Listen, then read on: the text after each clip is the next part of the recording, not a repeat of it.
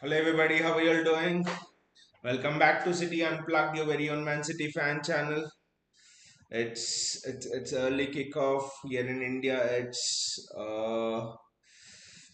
early evening kickoff, which at least I don't like this early evening kickoffs. My best preferred option is always either the 8:30 kickoff in India or the night 11 p.m. kickoff is like perfect for everyone. We'll just be chilling up there and winding up of the day and yeah. But the lineup is very interesting. I mean the lineup is interesting not because of the surprises in the lineup, because I don't think that there are any surprises in the lineup right now. This for me, I think Pep is taking us on a run. The team is taking us on a run like we generally do. Yes, it was for the titles earlier, but now it's with the top four and an FA Cup. I mean, literally, if we can secure the top four and if we can win the FA Cup, I don't want to jinx anything, but if we can secure the top four and if we can win the FA Cup, I think we'll maybe have a successful season, better than even Arsenal, I would say. Maybe apart from Liverpool, I think we would be the second most successful club in England this season. Even if Newcastle win the EFL Cup and get top four, because FA Cup is better than EFL Cup, and uh, we have won the Community Shield as well. So, and also we are having the Club World Cup. So I mean, you win the Club World Cup again. I'm not jinxing anything, but you win the Club World Cup as well this season, and suddenly the worst season in your like last 7 years, 8 years. Uh, you've suddenly won three cups in the worst season under Pep Guardiola. You won three trophies. Okay, two trophies even if you don't count Community Shield. So the season's not yet over, guys, and in a way, the season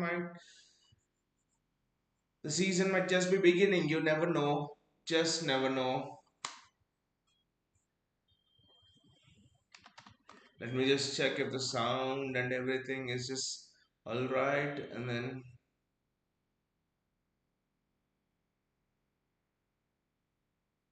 yes, sound and everything is just all right. Yeah, yeah, yes, sound and everything's just fine. So yeah, it's an interesting season that we are really going. I mean, it's kind of been a disappointing season, I know, but with respect to how much we have won, I mean, relatively this season is not. You should not take it with such disappointment, I think, because there are teams who have gone 12 years without winning anything, and we are coming literally of six trophies in the last 7 years, something like that. So and what I would like to say is this season is just starting. This season is just starting, probably because you have your FA Cup to look forward to, and then you have your Club World Cup, and then you have this exciting race for top four where Chelsea, Newcastle, dare I say even Brighton, Bournemouth, they are close as well. I know five places probably gets English teams, the Champions League, the fifth place, but then you never know. But then you never know because the Spanish teams are very close as well. So, but the team is very interesting for me because this team for me gives you a glimpse into the future. This team for me tells you how our future defense, for example, and attack is probably going to look like. Because okay, Ederson is going to go. We'll talk about that. Probably Cavalier or someone is gonna come in.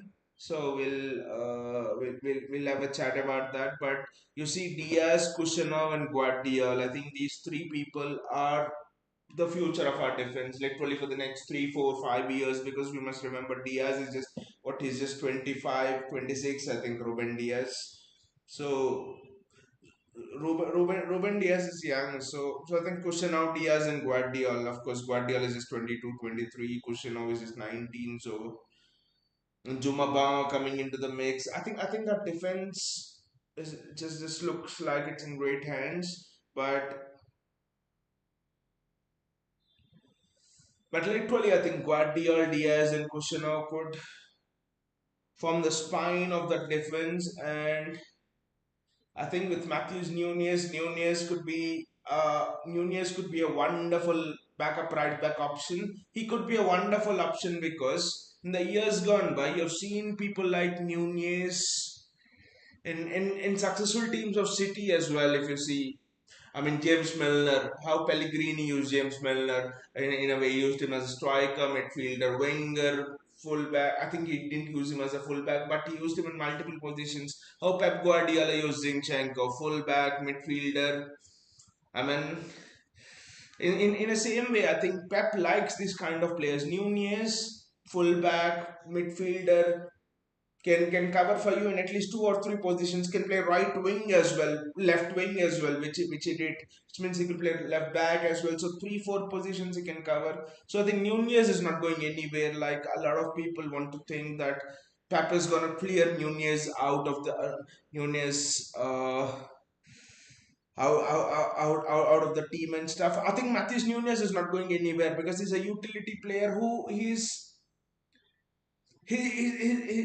strong in defense, to be honest. Yes, he's made some errors, but those are the errors which can be rectified. It's a loss in concentration. And the way Nunes has defended against Spurs was just very good. There was a sure goal. I think it was who was the striker. I think Mathis Tell was through on goal, and Nunes comes from behind and hits a great tackle. We didn't do live watch along for the match, but that was just superb from Matthews Nunes. Nunes is developing into this team. Bayaji is here. Hey Bayaji, how are you doing? Bayaji says, what's the obsession with Bernardo this season? Offers nothing. Well, Bayaji, if you know, you know. I mean, the priest curse this is the sequel, Bayaji. This is the sequel. The real film was what was the obsession with Kyle Walker for Pep Guardiola to make him. What was the obsession with Kyle Walker for Pep Guardiola to make him the team captain and do all of those things? When the season before that, he didn't even trust him to start. I was talking about the treble season and the season after that and this season. So the sequel to this film is Bernardo question is what did Kyle Walker to do to be obsessed with Pep Guardiola? Maybe maybe Bernardo Silva is doing the same. Maybe Gundogan is doing the same now, and maybe Kevin De Bruyne needs to learn that.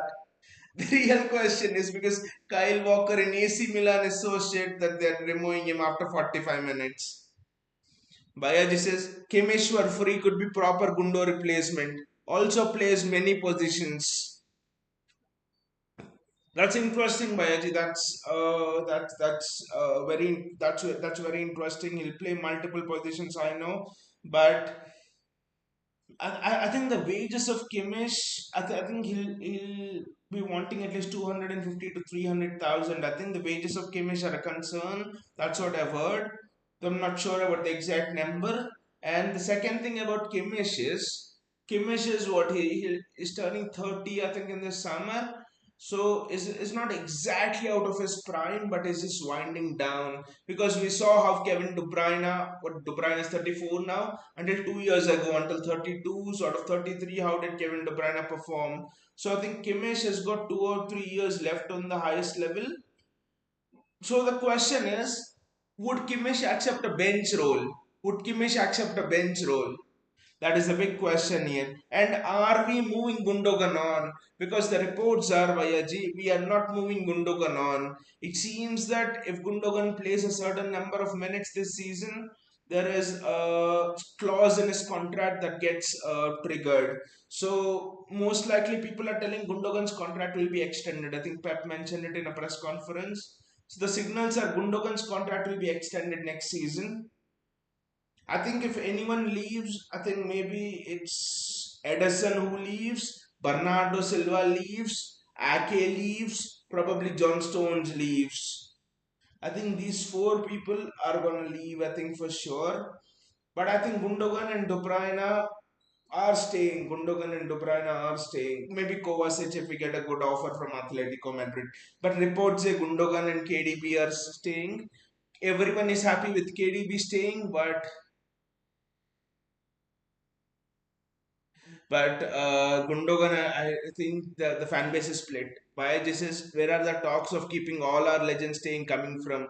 If we don't move on anyone, then who makes room for new signings? Baiji, if you leave the Ederson thing apart, because honestly, I think Ederson's been all right this season. If Ederson leaves, Ederson stays. That's fine. That's not gonna affect. That Ederson's not the reason why we are in the stage we are in at this point of the season.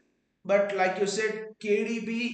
I think KDB will be offered because KDB has taken a pay cut and something, and the club is offering him a contract. But I think I'm still surprised why is Gundogan staying. Honestly, Bayaji, I don't have any problems with KDB staying. He can still impact a match in a bit part way. I mean, he can come on here and there, use his experience. We can use him like Modric. But I don't understand how is Gundogan still staying. You're right. If we can, I mean, it's not like you mentioned by Aji, it's not about just buying players, clear Gundogan out and buy the players. That's we might not buy the replacement of Gundogan, but then I look at Nico O'Reilly, not Matt O'Reilly. I look at Nico O'Reilly and I say that, well, if Gundogan's space is not there, Nico O'Reilly comes. There's a pathway for the team. If Bernardo Silva goes, probably a James McAtee has a pathway into the team. So I don't want them to stay Gundogan and Bernardo Silva for the sake of our youth academy, if not for anything else. Because suddenly, if both of them stay for 2 more years, McAtee will leave and he'll become the next Cole Palmer. He has the talent. Nico O'Reilly might want to leave. So they're just blocking the pathway to the team. And Bayaji, with regards to the signings, I think there are reports that City want Florian Wirtz this summer, but Madrid and Bayern will wait for next summer, 2026, because apparently there's a 60 million release clause in Florian Wirtz contract that gets activated next summer. So I think we have a window to swoop in. We have a window to swoop in, honestly, I think, if we want Florian Wirtz. And Bayaji, with regards to the signings coming in, I mean, according to who are the signings coming in, Bayaji? Because according to me, I mean, what I've read and what I've heard, the signings coming in are Andrea Cambiaso at right back position, maybe a Theo Hernandez as a backup to Josko Guardiol, and Ederson in the midfield. I mean, Ederson in midfield. I mean, if Kovacic goes, Ederson from Atlanta, and Florian Wirtz in the midfield. So, I mean, looking at the signings coming, I think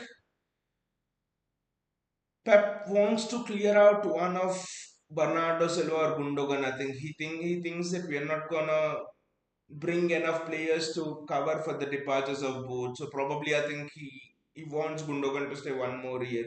And also Gundogan is interested in coaching, and also the talk is Gundogan stays 1 more year for a bit part role, and then he takes a place in the coaching this thing of Pep Guardiola. What a ball from Foden. Uh, Forest on the counter attack. Gautam is here. Hey there, citizens. Nice to be back. Nice to see you guys as well. Gautam, I was not there for the last two watch alongs, but it feels so great to be back. Lots to discuss, lots of transfer news actually happening with regards to City in this 1 2 weeks when we are not there. By this is, to be honest, KDB and Kundo falling even in cameo roles nowadays. Uh, by actually with the Gundogan thing, I have a different version to what most people say, especially with the Gundogan thing. I think Gundogan was brought here to play the cam role. I think you give Gundogan the cam role. I think there were 1 or 2 matches, I don't remember against who, but whenever you've given Gundogan the attacking midfield role, he's performed well, he's performed decently. But this season we have used Gundogan mostly in the DM role, box to box role, which it's a Forest corner, well defended. So DM role, box to box role, which he does not have the legs to do now. But Brighton, Brentford, all of those things. We drew against Brentford, we drew against Palace. All the games you see a common thing. Gundogan playing in the box to box role when he doesn't have the legs. So I think if we keep Gundogan And if you give him the attacking midfield role in a bit part cameo manner, I think Gundogan can do well. The same with KDB, I think.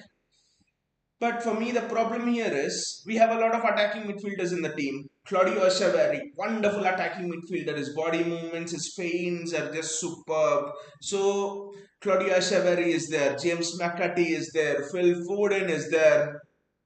KDB is already there to do that cameo role. So literally, you're looking at four players who can do that cameo role, who can do the attacking midfield role, literally. And Marmoush, if we can understand, can play attacking midfield, can play on the left. So I think there's no space for the cameo role for Ilkay Gundogan, to be honest. Kusanov, following him, what a wonderful debut Kusanov has had. By Jesus, KDB and Haaland at the same time means we are nine men without the ball. Bayaji, you're being too generous nowadays because KDB and Haaland nine men without the ball, but you include Gundogan and Bernardo Silva. There were games in which Pep played Gundogan and Bernardo Silva as well, along with KDB. I don't remember one or two games, and we were literally like down to seven men. And sometimes Kovacic in that box to box role as well. He doesn't offer you legs. So literally, City's been playing this season with 6, 7 men. By just next season squad should at least be good enough to get a draw against Madrid at Bernabeu. Next season the squad should be devastating enough to crush Real Madrid at the Bernabeu.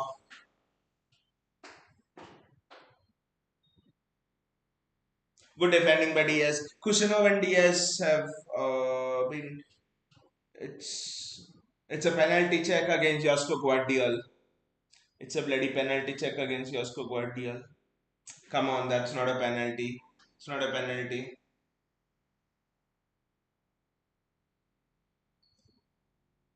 Can you tell me in the comments what signings you guys want next summer? But for me, I've been thinking about this a lot. For me, three signings complete our midfield, to be honest. I mean, complete our team, to be honest. Andrea Cambiaso at right back, Florian Woods in the midfield, and box to box Edison.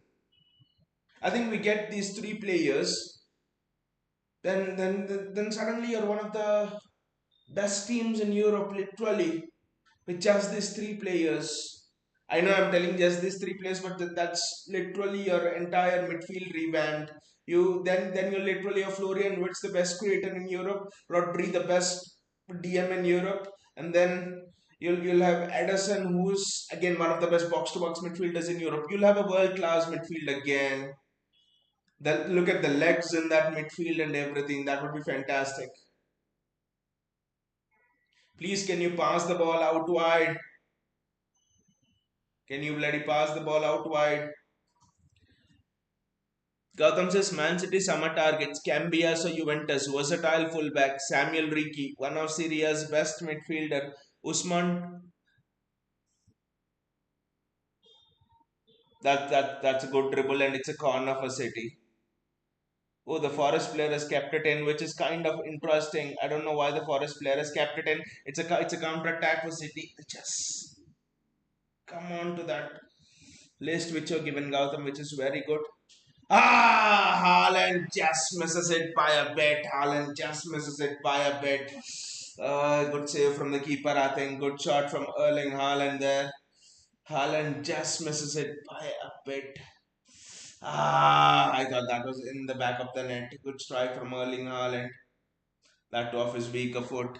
But yeah, Gautam, Man City summer targets Cambiaso, versatile fullback, Samuel Ricci, one of Syria's best midfielder, Usman Diomande, highly rated young centre back, Florian Wirtz, potential KDB successor. Uh, Apart from these, Costa, goalkeeper, Diego Costa, but the latest news, Gautam, is that we are after Cavalier, who's a French goalkeeper. I think does he play for Nice or Lens? I don't remember the name of the French club he plays for this season. I think he plays for Lyon, to be honest. But Cavalier, he's just superb. I think I would prefer him more than Diego Costa. because for me, Diogo Costa still has mistakes in him. Diogo Costa shot stopping wise, I know he's done well at the Euros, but I've also seen him commit some howlers, to be honest. So, so I think I would maybe go for Cavalier. And yeah, Andrea Cambiaso, like you mentioned, they say it's almost done. The only reason he's not at City now is because after the Arsenal defeat, Pep felt that he needed a CDM to rescue the season. I mean, at least get Champions League, and that was one of the reasons why we went for Nico Gonzalez, who I think is a good signing. But Andrea Cambiaso can play both left and right. Samuel Ricky is actually interesting. I maybe would prefer Edison over Samuel Ricky, though I'll have to admit I haven't seen Samuel Ricky. I've seen a bit of him, but but Osman Diamande, I think we may not get Osman Diamande, Gautam, because literally you have Juma Ba who will be joining in. I think it was you who mentioned Juma Ba, and way before we actually went and signed him, and that was such a great piece of news and spot from you. And Juma Ba is just superb. Juma Ba is a rock mountain there.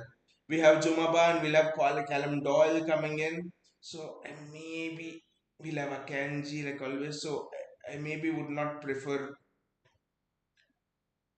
Usman Diamande. I know probably what people are thinking is a John Stones replacement, because for Branthwaite you need to spend 100 million because it's the English tax. But Usman Diamande is that kind of a player. I know that, but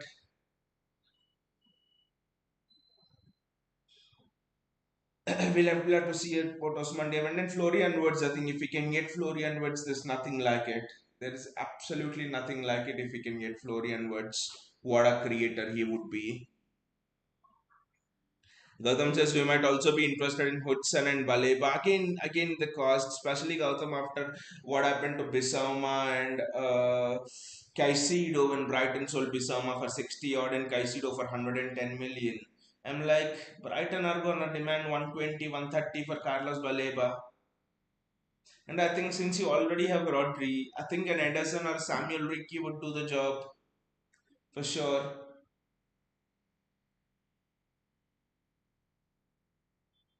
And and also Gautam, there was a very interesting piece of news, to be honest, and this is from the Athletic, so it's very genuine. What the Athletic told was sources close to Pep Guardiola. What they say is this is from the Athletic. The Athletic stated that sources close to Pep Guardiola told that Pep is not gonna sign a like-to-like replacement for Rodri because Pep sees a player at Man City who is good enough and is almost there to get into that Rodri role. And the player which the Athletic mentions is Nico O'Reilly. So I mean, sources close to Pep are telling Nico O'Reilly could be that midfielder. So I wouldn't be surprised, Gautam, if literally we don't buy another box to box midfielder and we give Nico O'Reilly that role.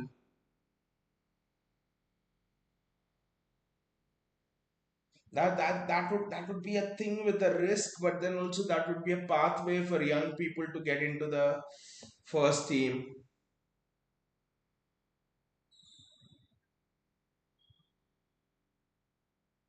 Gautam says, I believe we might lose Stones, Ake, Grealish, Edison, Bernardo. Edison, again, it's dependent on a lot of conditions, but then, yeah, I agree with a lot of the. I mean, I agree with all of the other names you have mentioned. Ake is too injury prone. Stones is injury prone. Grealish, Edison, Bernardo. I think we'll keep. I mean, I always thought we'll keep one senior defender apart from Ruben Diaz because Diaz is anyway young.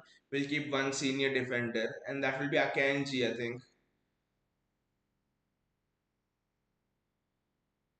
I mean, again, what a shame for Stones and even Ake, I would say, literally, because so much talent. There were so much beast. Looking at the names that you actually stated there: Stones, Ake, Grealish, Edison, Bernardo.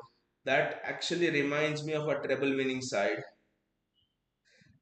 Nathan Ake was the left back and Stones was centre back, moving into midfield in the treble winning side. Ah, that was almost there. That was almost there from Nico Gonzalez. What a strike from Nico Gonzalez there. That was almost in from Nico Gonzalez, to be honest. Ah, hit the bar, hit the upright. But again, like I said, it's so sad, especially to see Stones and Ake go because I thought their potential was never realized because of injury. Ake, same injury problems. Stones, more injury problems than Ake. So I believe their potential was never realized. What a beast of defenders both of them were. Ake is probably a bit underrated, but for me, Ake is such a good defender. Phil Foden in the half space gives it to Semenyo.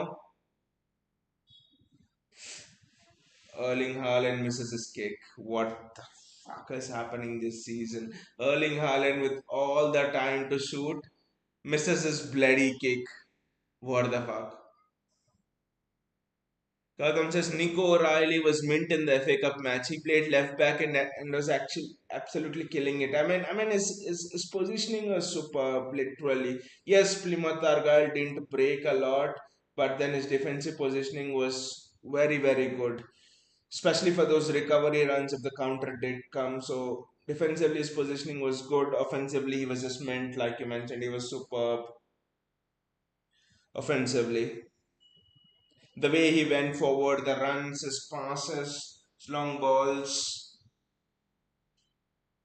That's why I think Pep actually believes that he can probably be the successor to Rodri. He has it in him, everything. He has it in him, everything. And I think when I see Pep give a player multiple positions, I mean it's sort of an indicator that Pep Guardiola literally believes in you because Foden left back and then he's is done right wing, left wing. He's played everywhere. False nine. He's played everywhere. Foden except his preferred position. Nico O'Reilly as well. Pep's played him in a box to box role in a couple of matches, and then he's played him at left back. So I think Pep is preparing Nico O'Reilly for a big role. Gautam says, well, this jersey should be sold ASAP and never to be won. And never to be worn. True, that is true. It's true. But Gautam, how do you integrate Oscar Bob into this setup? That's another question for me because from me because how do you integrate both Oscar Bob and Mamouche into this setup? Because I mean, a lot of people are telling left wing Mamouche, right wing Oscar Bob, but what do you do to Savinho and Doku then? I mean, attacking wise, my God, we are ready for next season. We have our average attacking age is what 23, 24, I think, roughly. Bob, Marmoush, Haaland, Doku, Savinho, Claudio Echeverri.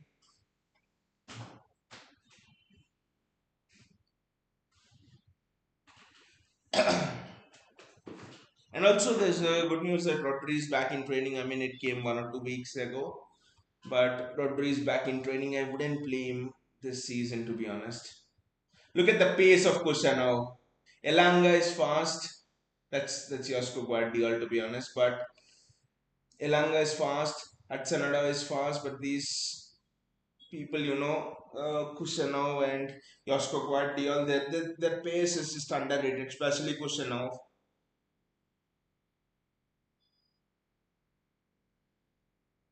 There were a few clips on his duels with Vinicius Junior, and it literally reminded me of Kyle Walker in the treble winning season.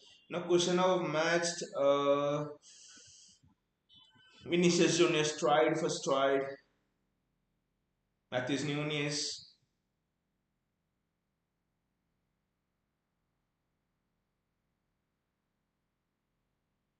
Josko Guardiola, Jeremy Doku. Gautam says Doku's fitness is something we can't trust for the entire season, and for Savio, he isn't clinical yet. I would prefer Marmoush and Bob to start and finish the game with Doku and Savio.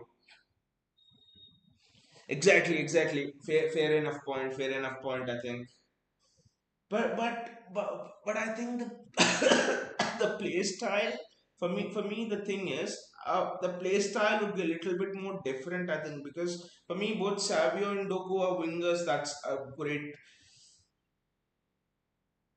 turn in the half space by Nico Gonzalez. I think it's Jeremy Doku again. Passing was not lethal. Yeah, with Doku and Savinho, it's literally they both hold the width wide and Haaland in the middle. But with Oscar Bob and Marmoush, you literally are like Marmoush does not like to hold the width, so Marmoush is narrow. Oscar Bob also is a player who likes to cut in. This crossing is also good, so you're playing with two narrow, almost two inverted forwards, where your fullbacks have to make the runs. Maybe with Cambiaso coming in, I've heard is very, very good at crossing and stuff. Maybe we'll switch to that style, probably.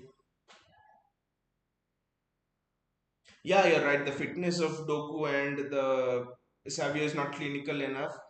But I think a more underlying problem than that is the system, because the system's different when Doku and Savio plays, and the system's different when Bob and Marmoush play. And also sometimes I'm thinking is Pep going to play a system like a 4-4-2 diamond with, for example, we get words with words at the top of the diamond, Rodri at the bottom of the diamond, and then you have Phil Foden on one side and probably an Edison or someone like that on the other side, and then two up top, Marmoush and Haaland. That's also a possibility, to be honest.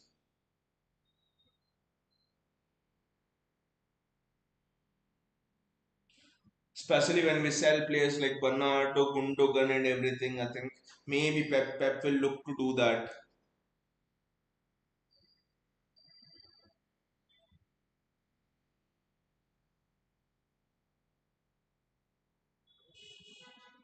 4-4-2, 4-4-1-1. I think 4-4-2, 4-4-1-1 is something that is actually coming into more of a mainstream nowadays.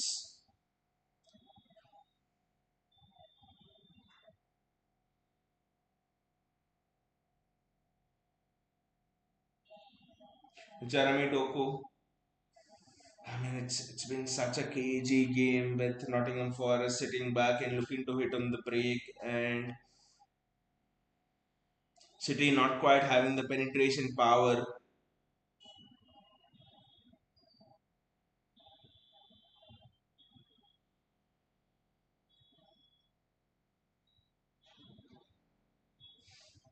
I maybe would want Savinho to put in a little bit more crosses into the box. Zero penetration from City. I think this game will further re-emphasize why we want someone like a Florian Wirtz. Absolutely zero penetration from City.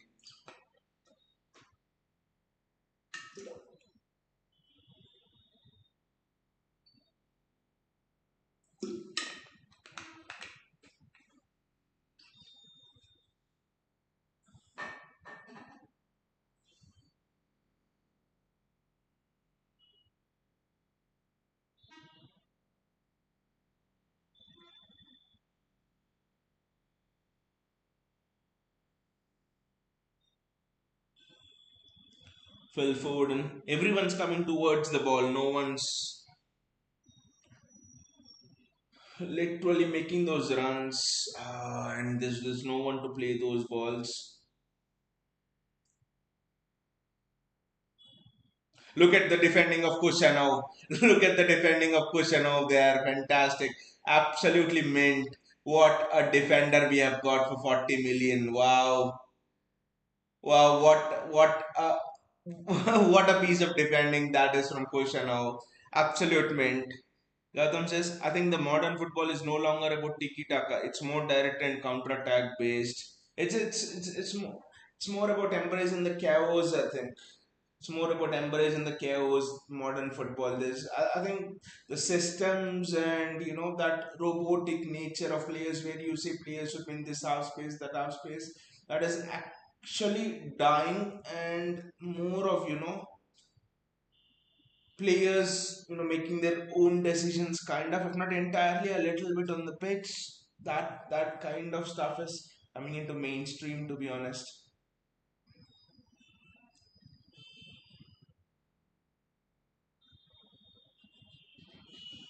JSK is here. Hey, JSK, how are you doing? JSK says, Mohan, I think I think it's a time to drop Foden and trust O'Reilly.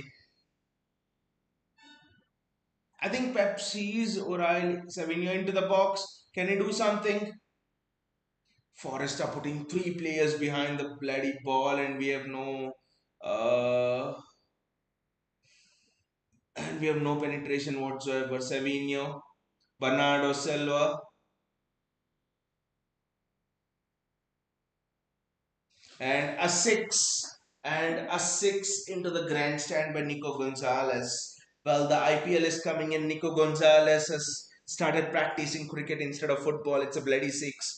I think this game needs an Omar Marmoush to make those runs and stretch the Nottingham Forest players in there. JSK, the problem with that is I think Pep sees Nico Riley as more of a DM, or at best a box to box player. I know he's an attacking midfielder coming from the academy, but Pep doesn't see him in that role. And you see how much Pep thinks before offering someone that Foden role, that attacking midfield role that Foden is playing in. It took Foden 7 8 years to get that. So you ask Pep Guardiola anything, he'll give you, but he will not give you the attacking midfield role.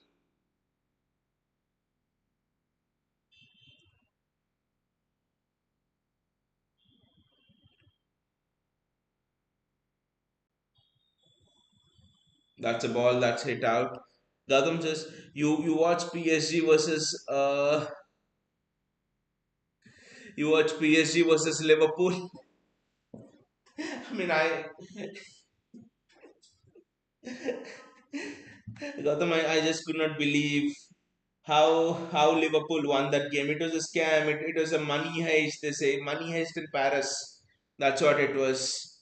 Money heist in Paris. That's what it was. Honestly, Gautam, PSG should have been destroyed. Sorry, Liverpool should have destroyed.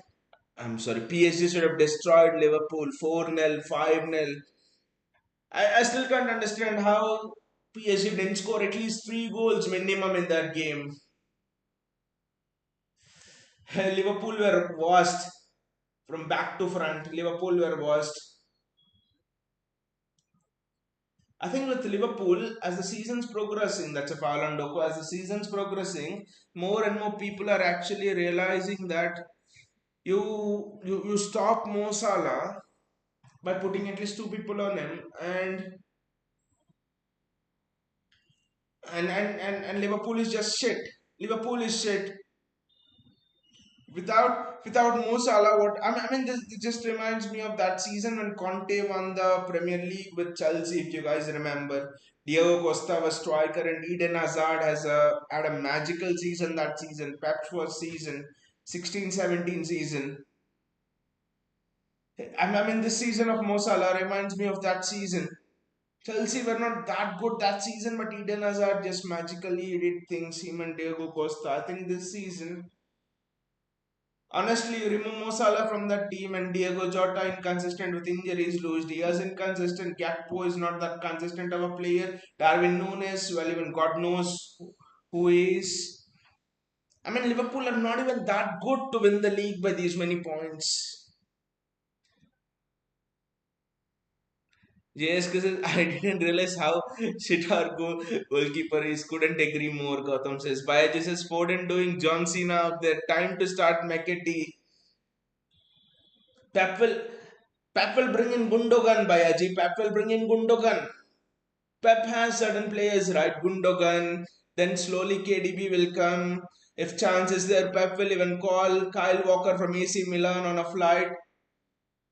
If he can reach, if Flight can reach before the game finishes so that he can play Kyle Walker before Pep plays James McAtee. The problem here is too many similar kind of players by Aji. Doku comes for the ball, Savinho comes for the ball, Foden comes for the ball, Haaland's dropping for the ball. Then who will make those runs? I think Marmoush is needed. An injection of Omar Marmoush is needed. Gautam says Liverpool with just one chance being clinical enough to win away. Counter attack is the future.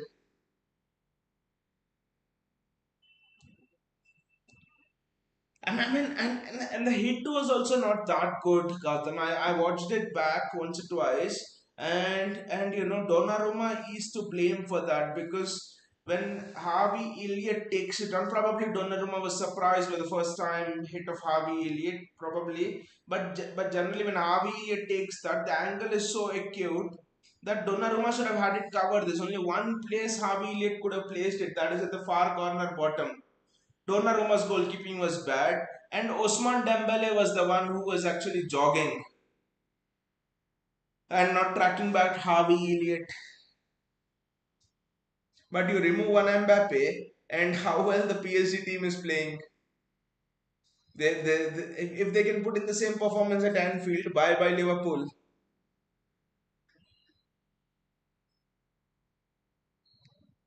Jeremy Doku, look at it, two players are doubling on him, and there's no outside run.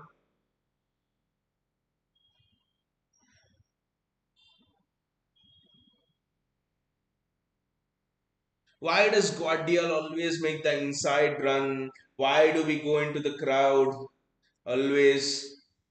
Why can't he make an outside run? Nico Gonzalez has to pass it to Doku. The pass is not good. Nico Gonzalez's passing has not been good this game.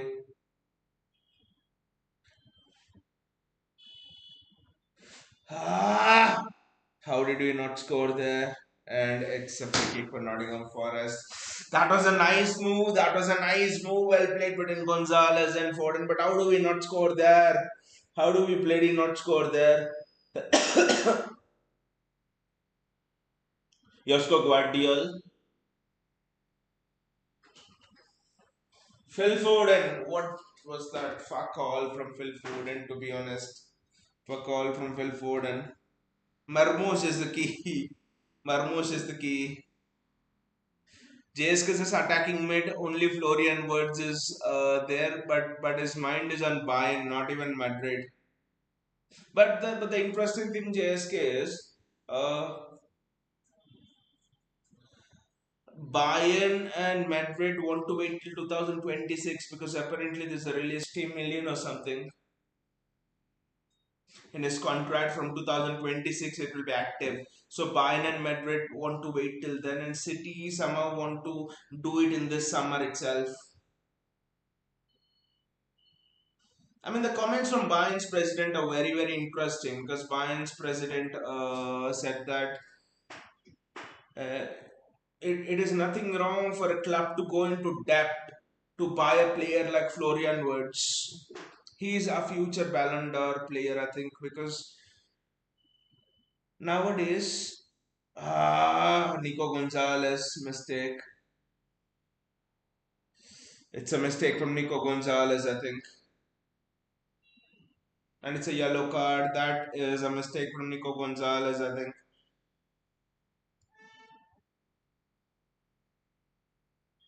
Actually, there was a foul on him. Fuck you, ref. There was a foul on him which the referee did not see. But with Florian Wirtz, I see something which I don't see in any of the modern so-called attacking midfielders. And like JSK mentioned, there are not many attacking midfielders in there in the world who play with that freedom of the passing range of say KDB. But Florian Wirtz has that. Florian Wirtz is good in tight spaces, and his longer range passing is very good. His short range passing is very good. His shot is very good. I think Florian Wirtz, I have no doubt, he is the perfect replacement for KDB. But now it's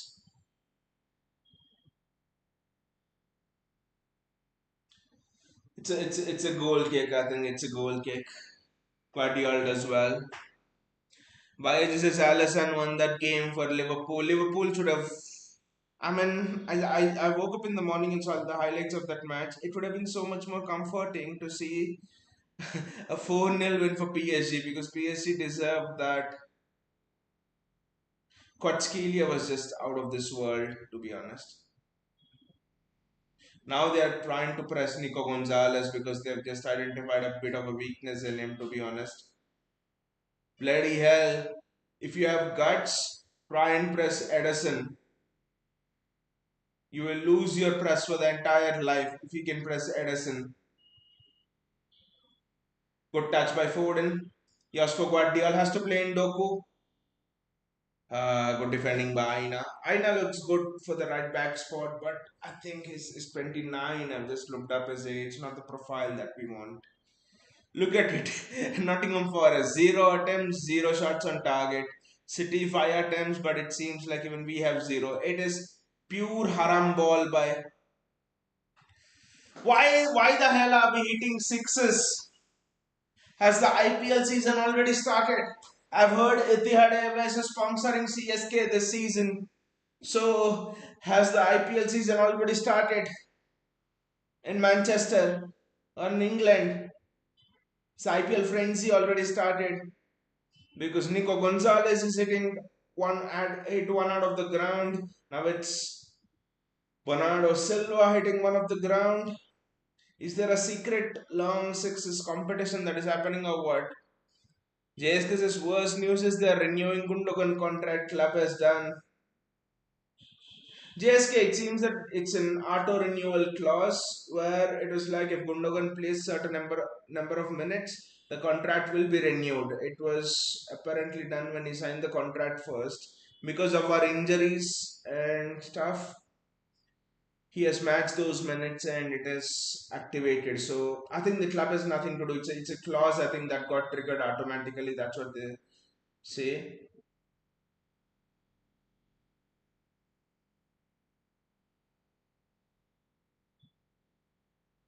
Nico Gonzalez, Josko Guardiola. I mean, everyone's in the middle. Why don't they switch the ball fast? Give it to Savio, Phil Foden, Savio, and why can't Savio just cross it into the box the first time?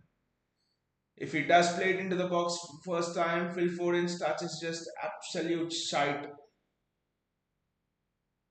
I mean, can Erling Haaland win the Golden Boot this season? What do you say? That will be a hat trick of Golden Boots for Erling Haaland. This will be the most toughest one, I think, if he does. And City's fixture list might help him, to be honest.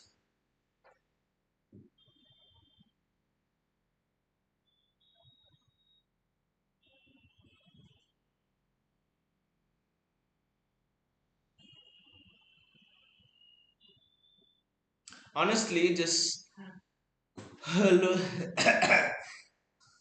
just looking at the PSG Liverpool game, I think if I'm not wrong, Barcelona also defeated Liverpool 3-0, right? So and then they came to Anfield and won. So it would have been interesting if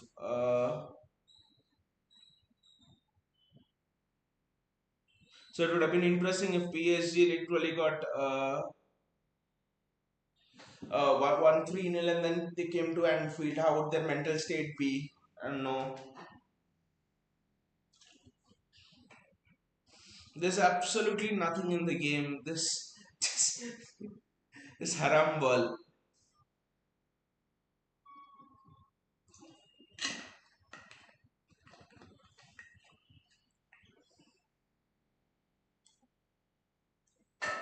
Bernardo Silva.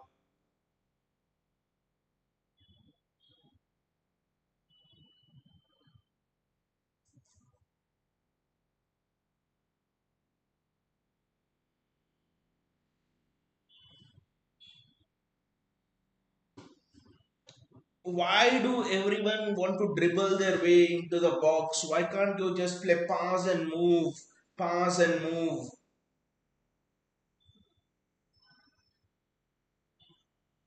Look at Savinho there. Could have cut it back, but instead it's just tried to dribble past everyone.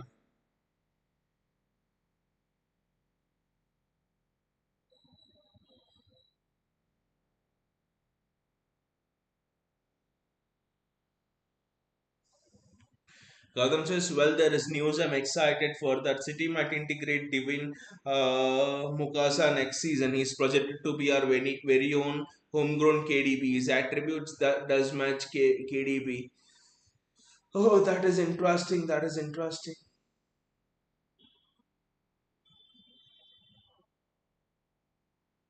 The penalty shout, but the referee says no. I haven't heard of him, Gautam, but definitely it's a new name, but I'll definitely check.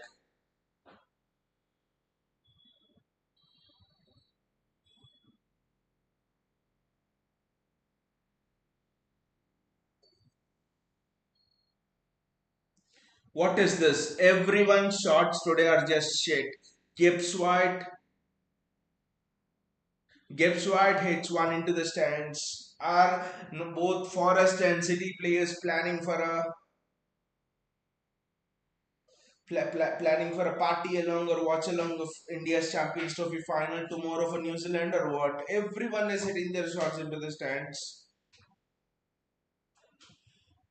Gautam says, well, most of the players we have are ball carriers, but he's a great passer. He has those visionary passing and also outside the box finishes. Always ready for providing assists. Really like his play style. I'll definitely check on him, Gautam. I'll definitely check on him. Divine Mukaza. Well, just let me check on him straight away, to be honest.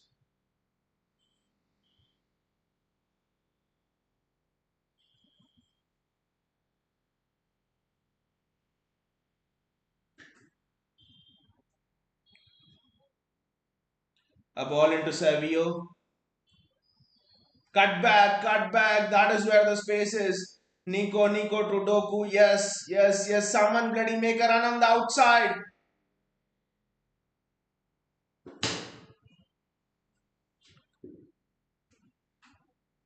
Baiji says this isn't working. Put some crosses in the box last 5 minutes. Baiji says only today I came to know that Chris Wood is a Kiwi, and it's the same Chris Wood, right? Who played for Burnley as well under Sean Dyche, where Sean Dyche didn't utilize him well. I actually didn't know that Chris Wood had this much talent, to be honest.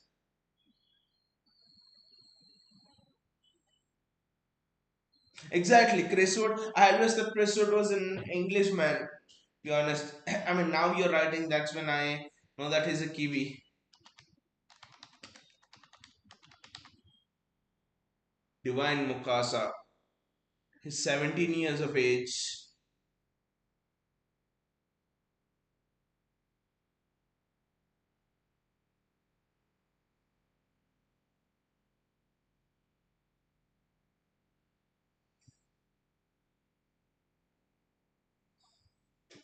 Wow, there's actually some news about him in the city subreddit. To be honest, just 3 weeks back. So it's interesting. 12 goals, 12 assists in 13 games. What the hell is this guy doing in that under 17, under 19 team? 12, 13 games, 12 goals, 12 assists. Divine Mukasa.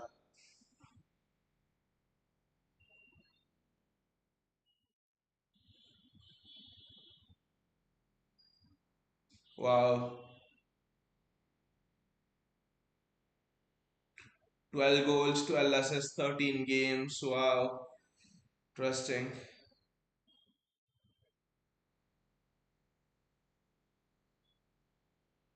Baiji says, I've heard big things about Mukasa and Funi, the left back.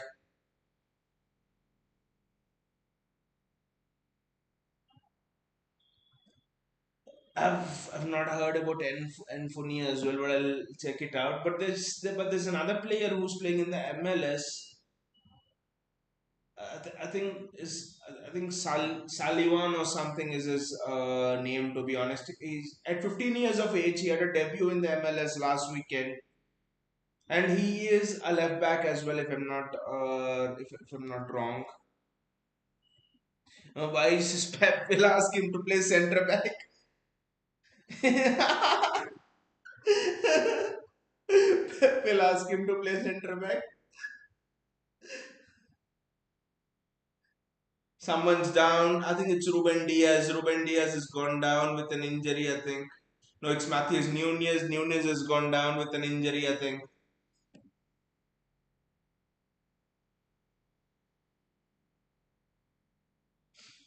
Just look at Kushano's pace. It's just like I mean this strange obsession of playing players out of position would have almost caused Bukayo Saka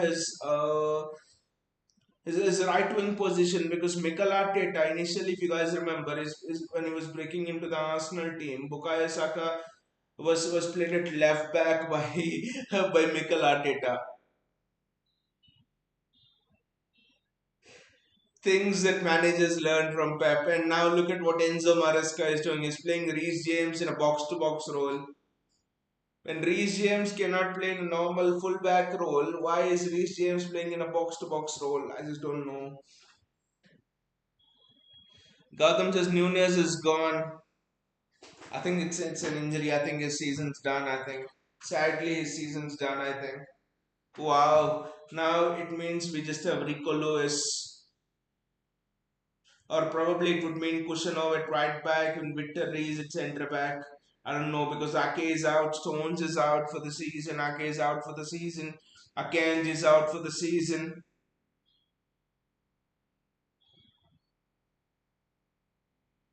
Why says bus yahi देखना बाकी था. Another serious injury means Rico Lewis is on Deva Deva. I think he's all right, Bayaji. I think he's all right. I think he's all right, which is good to see. I think he's all right. I think he's all right, which is actually good to see.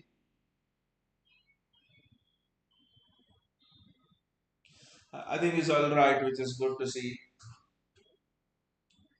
But it's actually interesting to note, why don't we produce good right backs and left backs in the academy? Because I think since Pep has come on, I mean, since Micah Richards, tell me a fullback who's come from the academy. And Helino was there, yes, I agree, but Pep thought he wasn't good enough. If you guys remember, Pablo Maffio was very good, and then he went to Girona, and then he was not there, and then he is there somewhat. So, why are there no good fullbacks coming from the academy? I don't know. Maybe everyone wants to become an attacking midfielder or striker. Since since Pep has come on, literally we are churning out midfielder after midfielder after midfielder. To be honest,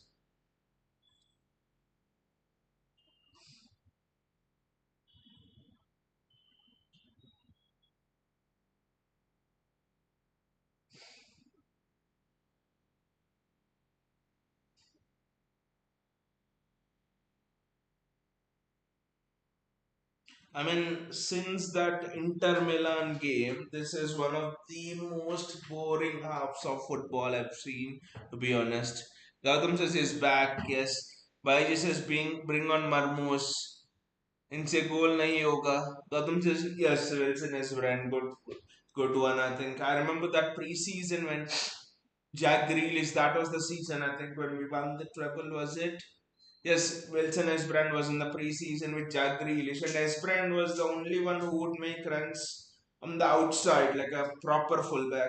And Jack Grealish was just thriving so much. I mean, just imagine with Doku, Savinho, and even Grealish, to be honest. Even referee thought it's too boring and he ended the half. I mean, just imagine with all of these wingers we had traditional fullbacks who would make outside runs, which means suddenly the opposition team cannot double up on your fullback, right?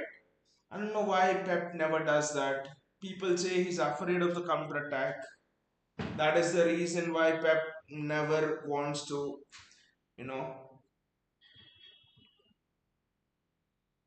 that's the reason why Pep never wants to, play fullbacks who bomb on the outside. It's always inside. But did Pep forget that you could even have a long ball and then do a counter attack? I just don't know. JSK's creativity is zero. Zero is very generous. Zero is absolutely very generous. JSK creativity is minus. Something else minus infinity. Is there even a thing called as creativity in this match? Absolutely zero. And it's not that Forest was not giving us chances to not be creative. We are insisting on walking the ball into the box. It's just a bloody dead game on a Saturday evening. Absolutely dead game.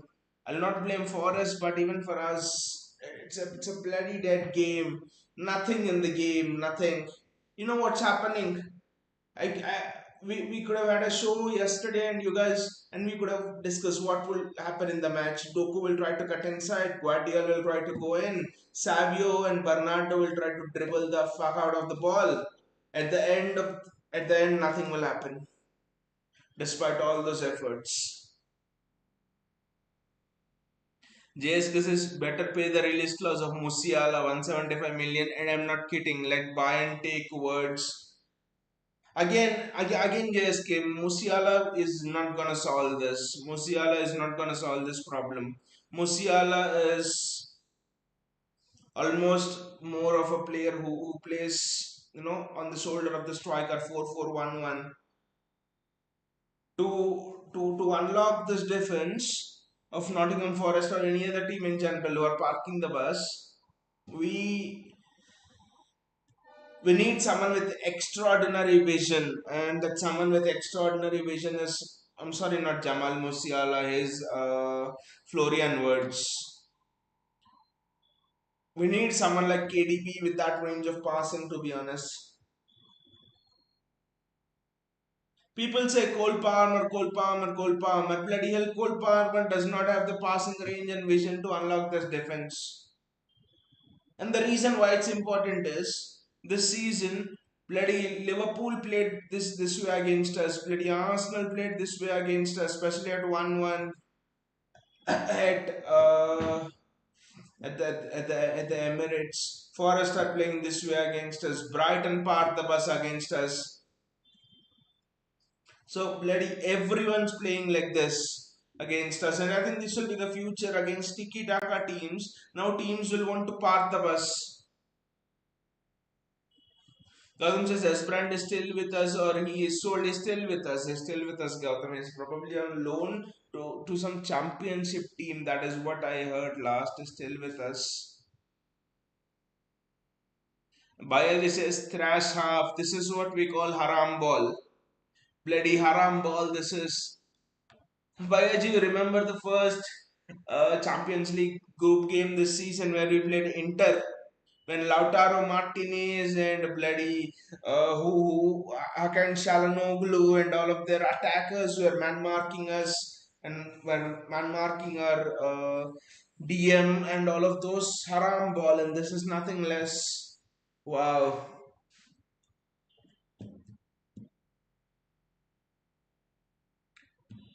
JSK says, is Cambiaso coming? Because I see you there. They're going after Livramento, who's a big downgrade. Cambiaso is coming, JSK. Cambiaso, the deal is done. £59 million. The deal is sealed.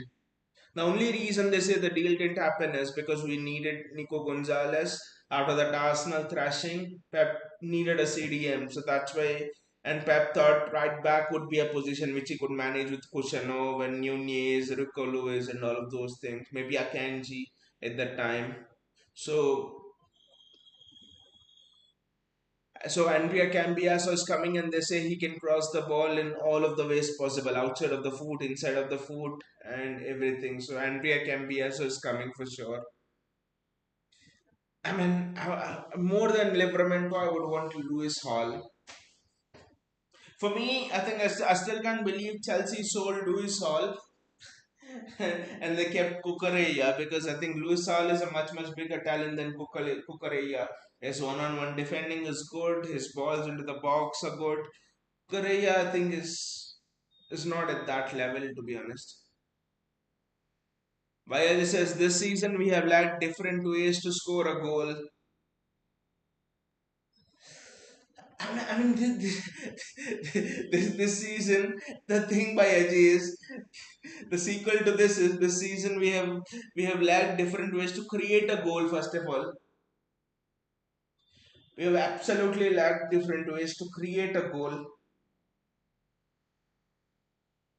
And bloody look at it, without Marmoush, four players are marking Haaland. What will bloody Haaland do? And these idiots, Doku and Savinho, they will not put balls into the box. Don't even get me started on Bernardo Silva, but Doku and Savinho are not even putting balls into the box. It's almost like a dribbling competition. I will dribble the fuck out of everybody and then score. What the hell is that attitude? I mean, was there one cross? Was there one attempt of a cross from either Doku or Savinho? Zero. And also there was another thing which we would do, and also there was another thing which we would do, and Rodri was especially, which we are lacking. Rodri would receive the ball in space, and suddenly what he would do is he would switch the ball onto the far side to the winger, for example Savio, and then Savio into Haaland first time, and then goal. No one's doing that. What we are doing is Nico Gonzalez gets the ball, Nico to Bernardo, Bernardo back to Kushanov, Kushanov back to Ederson, the ball gets recycled, and then the ball reaches Savio. That's it. Is there a one time switch? Is there a first? How many times have we switched the ball first time? Zero. Why are we not doing that? I personally would bring on Marmoush and Grealish. This is not working. Marmoush on the left, Grealish on the right.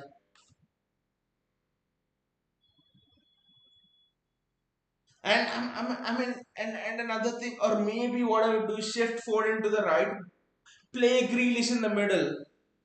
I mean, can anyone can can anyone in the chat tell me, guys, why the hell Pep has not tried Jack Grealish in the midfield position? Pep always says Jack Grealish in the midfield, sorry, Phil Foden in the midfield position does not have the pausa, which means he does not know how to control the tempo of the game. But Jack Grealish has the pausa, right? Jack Grealish knows how to pause the game. He only pauses the game. Jack Grealish can control the tempo, he can go past players. Jack Grealish is creative. Why are we not using the creativity of Jack Grealish? I mean, if you guys remember the match against Leighton Orient, you remember the pass which Grealish played to De Bruyne for the second goal and De Bruyne's finish. What wonderful vision. Jack Grealish has the creativity, he has the range of passing. Jack Grealish has the vision. But why doesn't Pep play Jack Grealish in the middle? Stuns me. Pep is playing Bernardo in the middle, who is shittier than shit. The same goes to Gundogan, but Pep doesn't play this guy, but Pep doesn't play Jack Grealish in the middle. I don't know why. Gautam says Marmoush will run right in this match with all eyeballs on Haaland. Exactly. Pep has to play Marmoush. But you know when Marmoush will come? 89 minutes, 60 seconds. Exactly. That is when he'll step foot on the pitch. The later part of the real time, the original time. JSK says Haaland plus Marmos will do the work. I think we would have won the Liverpool game if Haaland was available. Exactly, exactly. JSK, Liverpool is.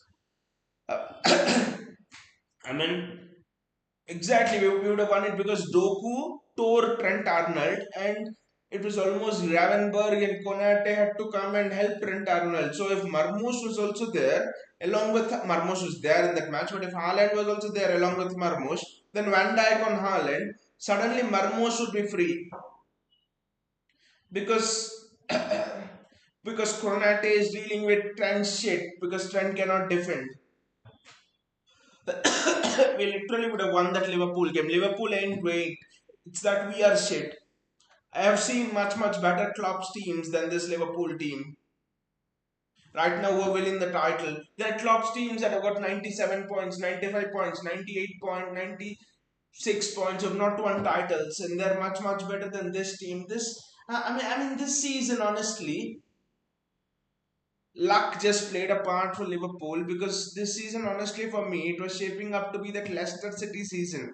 The only difference is in that Leicester City season, you had two loser clubs, two loser North London clubs in Arsenal and Spurs, who did not know how to win a title, and Leicester won the title.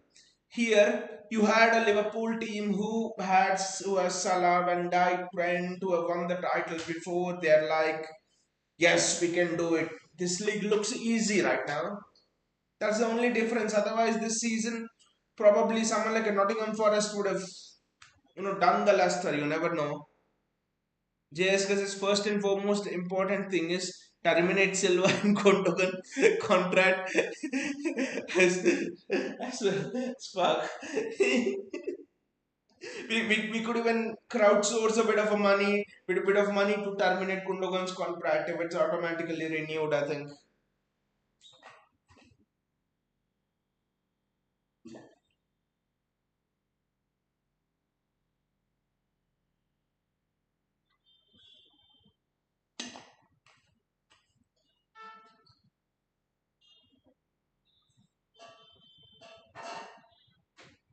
for me, Jack Grealish and Omar Marmoush have to come. Otherwise, it's going to be a difficult half, I would say.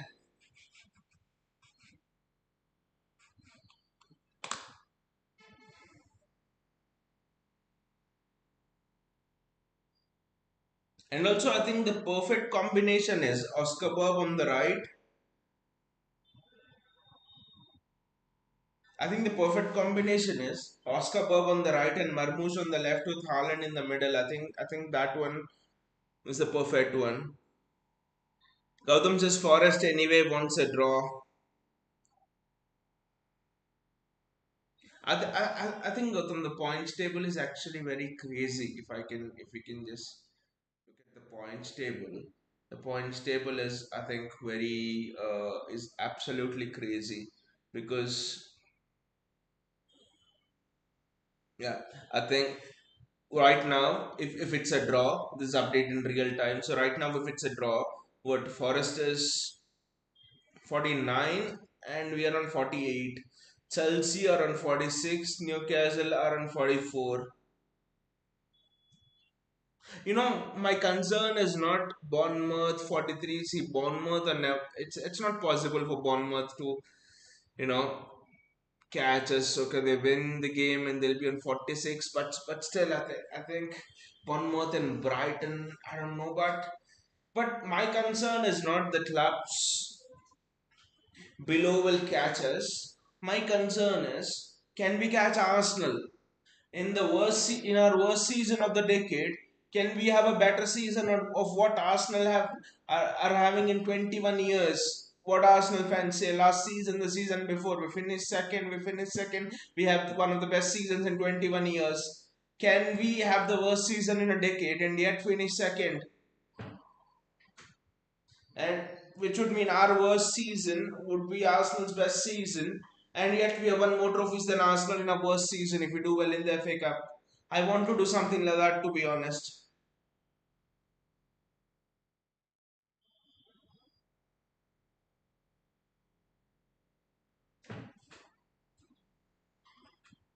Have there been any substitutions? I don't know.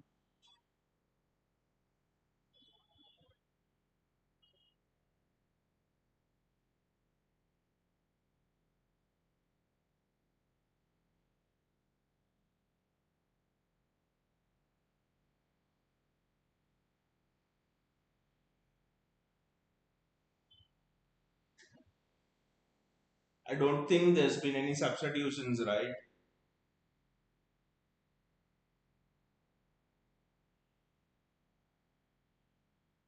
No, there's been no substitutions, to be honest. I think Peppers maybe instructed both Doku and Savio to stretch the pitch. And also we have to understand the Nottingham Forest pitch is just it's just so small, to be honest.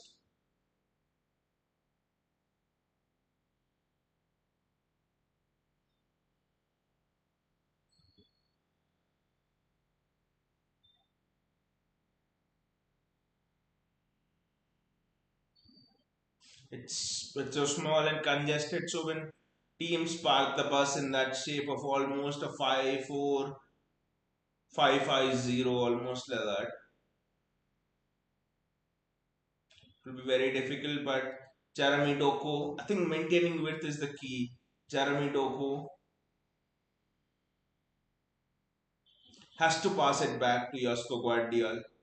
I think Doku needs to attract two players and then has to pass it back. He should not try to dribble, to be honest, past two or three players. That just defeats the whole idea. Again, recycling it back.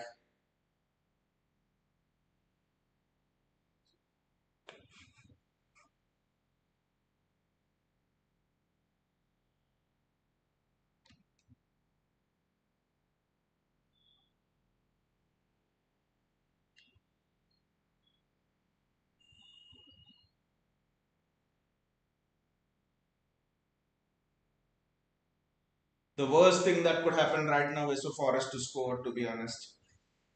That would be an absolute disaster because Forest will sit back even deeper then.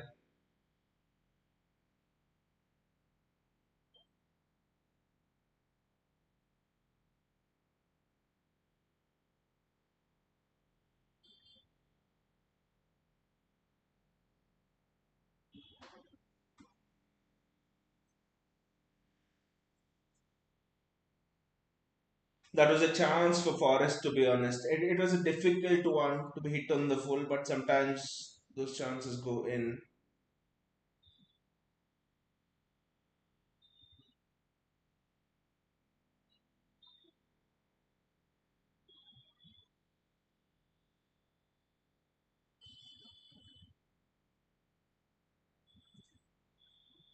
We have scored more goals than Arsenal, of course. The striker crisis. It's fine.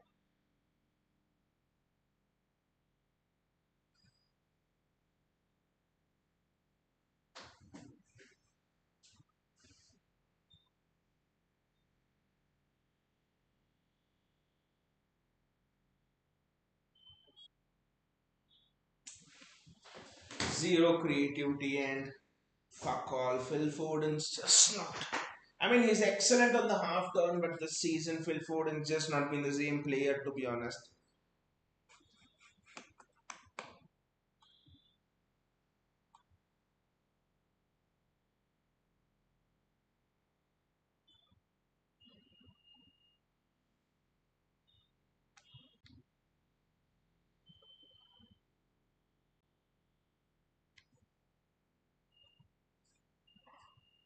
Erling Haaland, he's been watched for two or three plays. I think Marmos needs to come.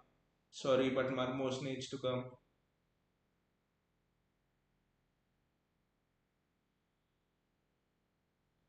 It's a head injury to Kushanov. Rashwood is asking why, but it's a head injury. You need to stop.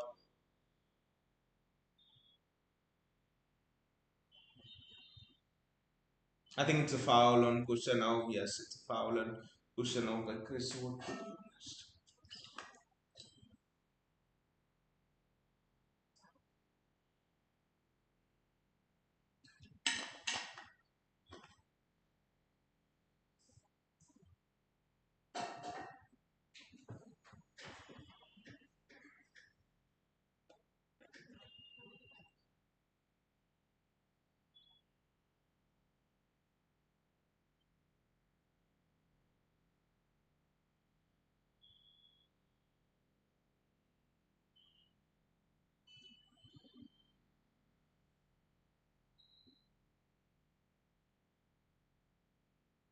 Doku does well, but he needs to put that cross in faster.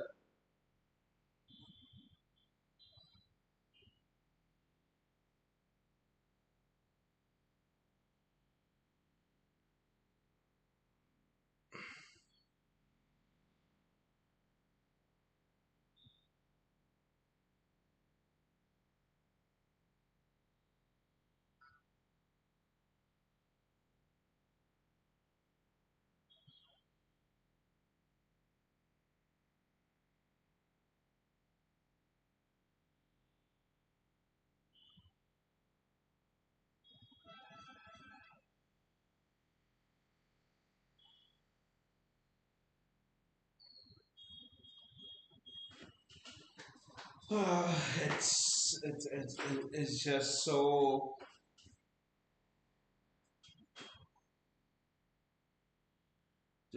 absolutely uncreative, to be honest. It's a corner of a forest, but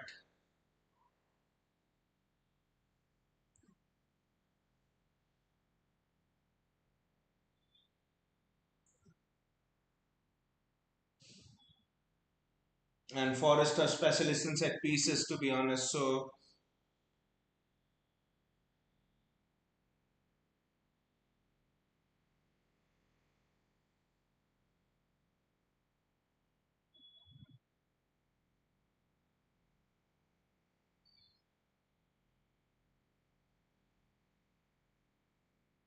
that's well defended. I know that was maybe probably a chance to fight, but I'm just thinking, how can we unlock the game?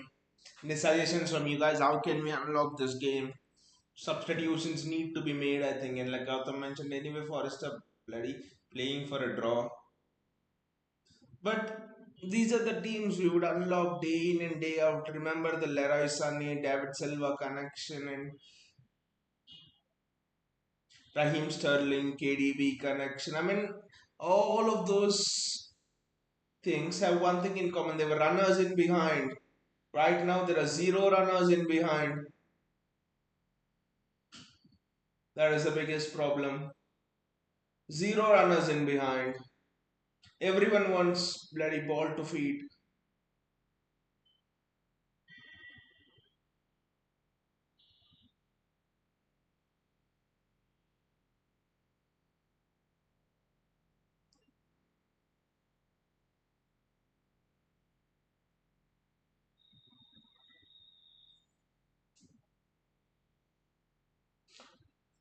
Good defending by Matthews Nunes there, but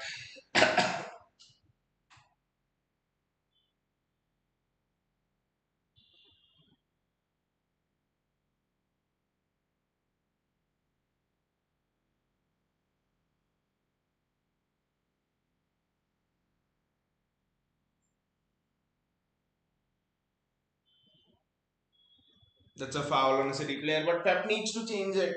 Pep needs to change it. Now Forest players are doing fouls and all of those things as well.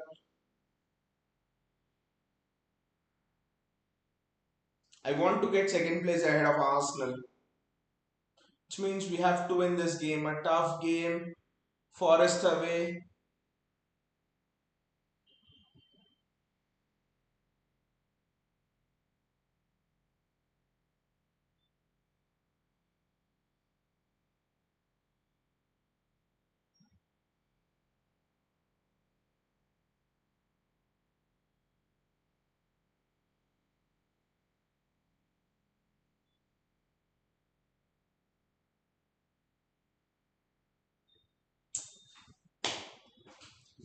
It's bloody fucking poor.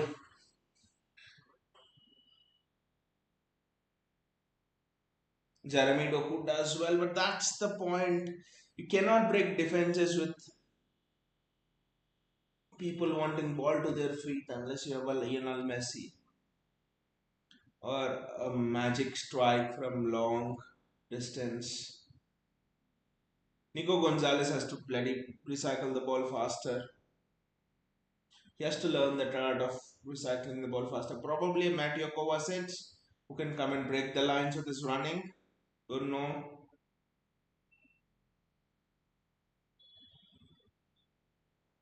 Bernardo Silva does well. Savinho,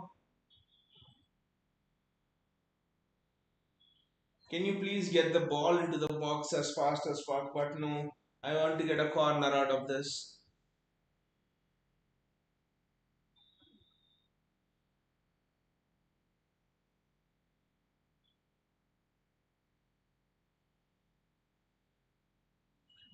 Gautam says 60 minutes subs. Marmoush in for Doku and KDB in for Foden. And probably when Kovacic.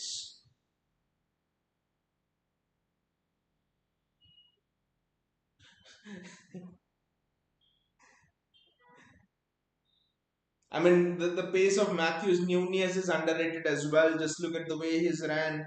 Superb.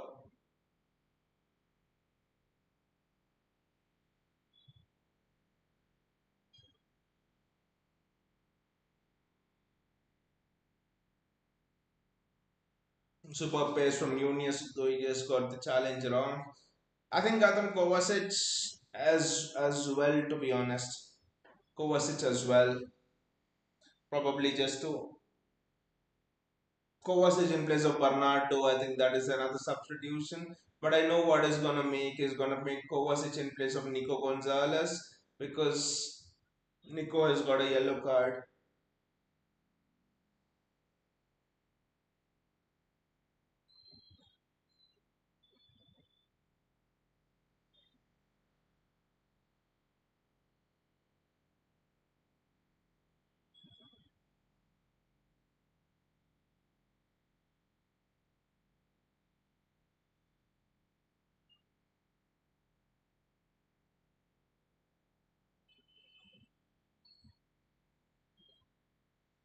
I mean, the overall quality of football from both the teams has been poor today, to be honest. But yeah, again, like Gautam said, the intention of Forest is a draw, so I'll not want to comment more on Forest. But from City as well, I mean, City needs to win this. I mean, we have beaten our other top four, top five challenges. You see, we're beating Chelsea, we're beating Newcastle. Roundabout teams that are in and about there, we've actually beaten them. So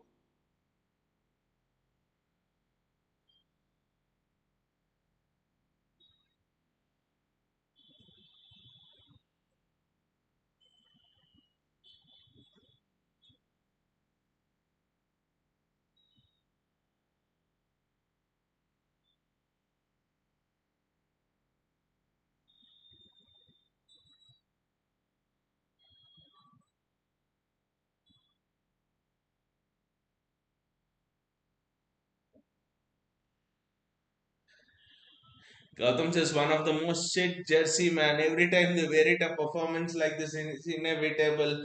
The jersey as well, right? Yeah, I'm just remembering what matches they've got into this jersey. I mean, yes.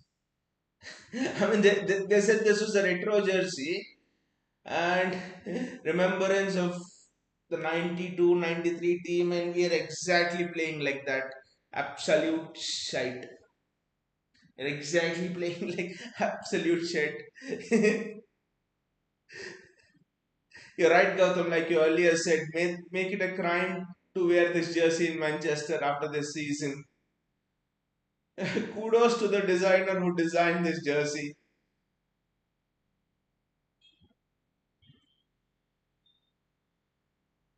Jeremy Doku gets the ball. There are two, three players on him. Jeremy Doku does well.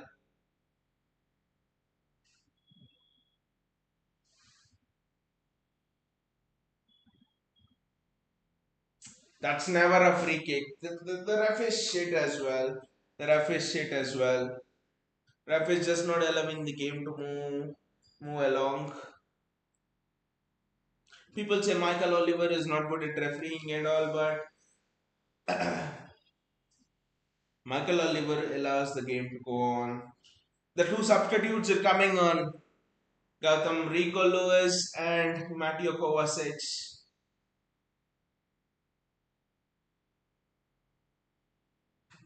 Gautam says this season is not only cursed by community, this jersey is another reason. All the curses coming this season, Gautam. And you look at the players who have made that community shield possible. Oscar Bob, who gave the assist when we were losing 1-0. Oscar Bob broke his leg, unfortunately, and Bernardo Silva's just gone to shit. And you look at the two teams who have played in the Community Shield as well. Both the teams have become shit.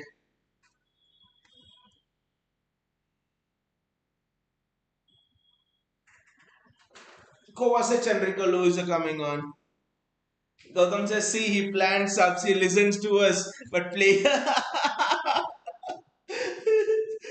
The players bid, the network was cut, I think, Gautam. The players bid, the network was cut. And you look at the time also, Gautam, exactly 60th minute.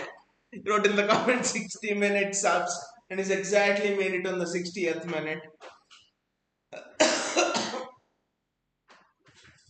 And I think he listened to us partly because he said Kovacic in probably for Nico because Nico is on a yellow card, but he didn't listen the Marmoush bit with us.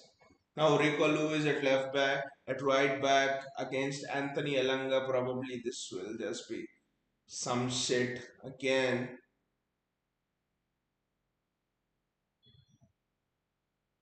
Look at that, already Rico Lewis exposed.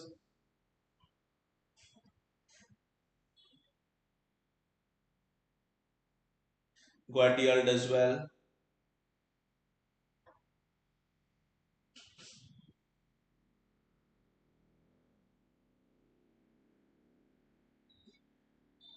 Rico Lewis does well. Bayeji says we need creativity and is bringing on Rico Lewis and Kovacic.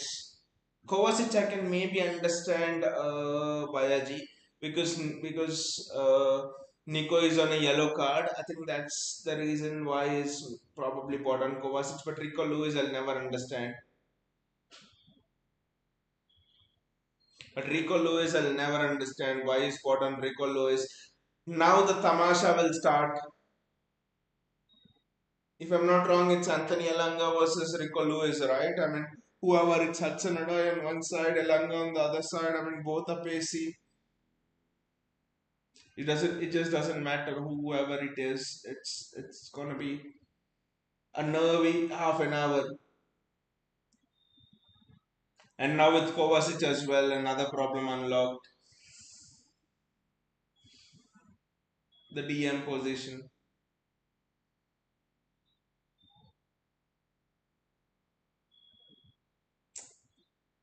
Ruben Diaz with the run now.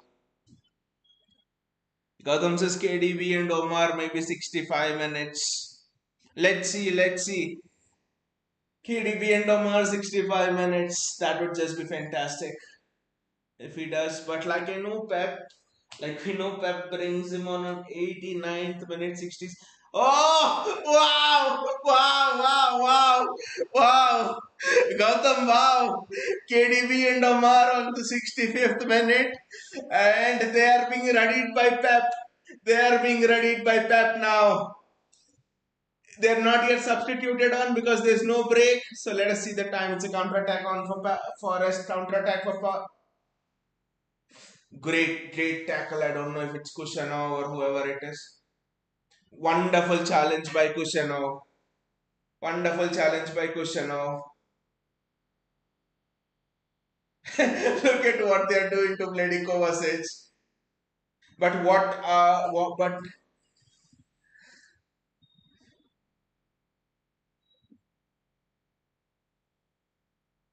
tackle that was from Kushano, to be honest.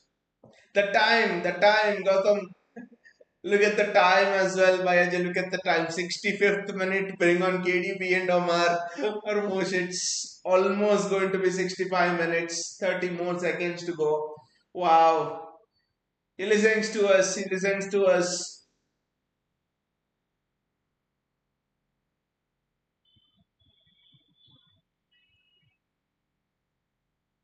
Great ball. Ah, the strike was not good. What a ball that was from Guardiola there. Foden should have done well.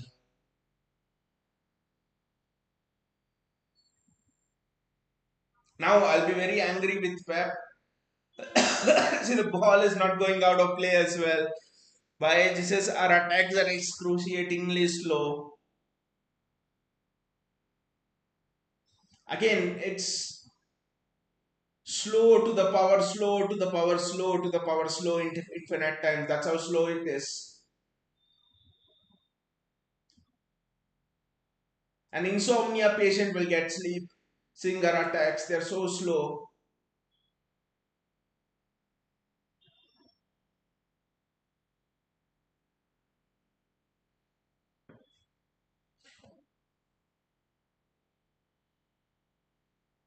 Anthony Alanga versus Rico Lewis. Now this is the thing.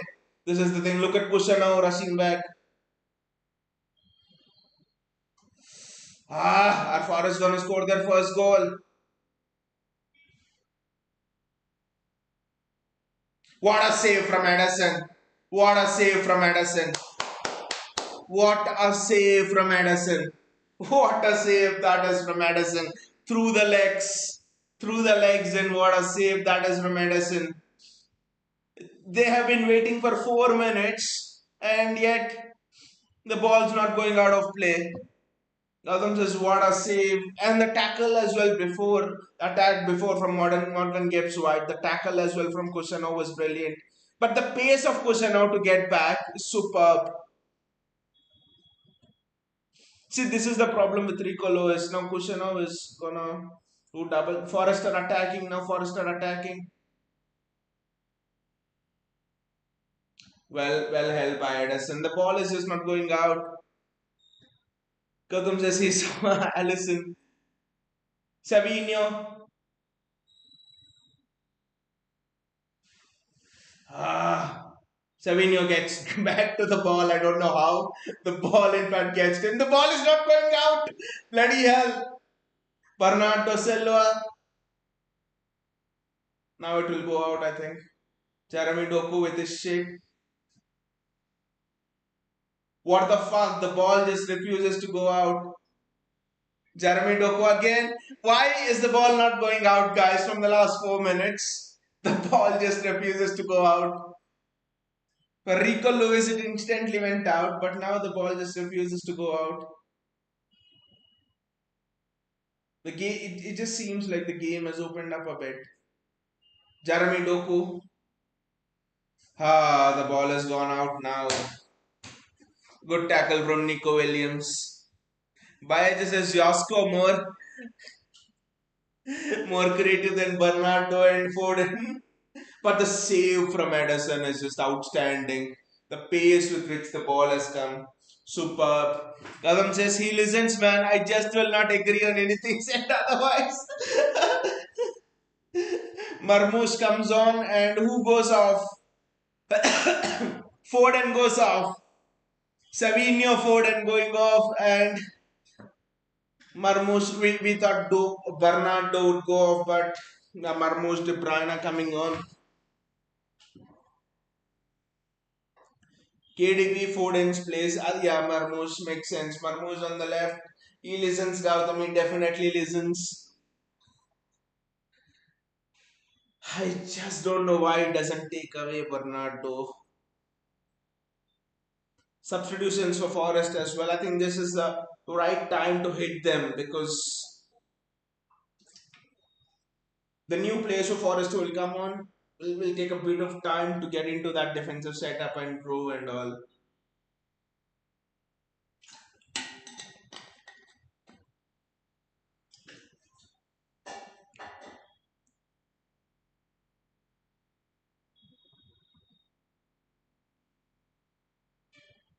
Kushanov, Diaz, Guardiola. I think it's a back three now, literally a back three. Pepe's going for it. He wants to win. What a stupid ball that is. The movement of Marmoush will be very, very interesting. The movement of Marmoush will be very interesting, I think.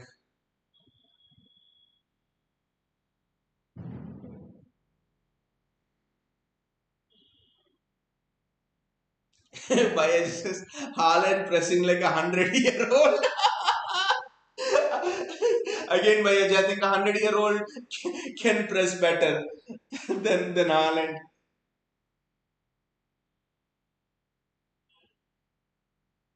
By the way, what are you guys' views on Julian Alvarez at Atletico Madrid? I mean, he's been doing exceptionally well, but I just saw that Madrid goal. That was stunning. What a goal that was from Julian Alvarez. Rico Lewis charging with the ball. It would be funny if Rico Lewis. Oh, they've shifted flanks.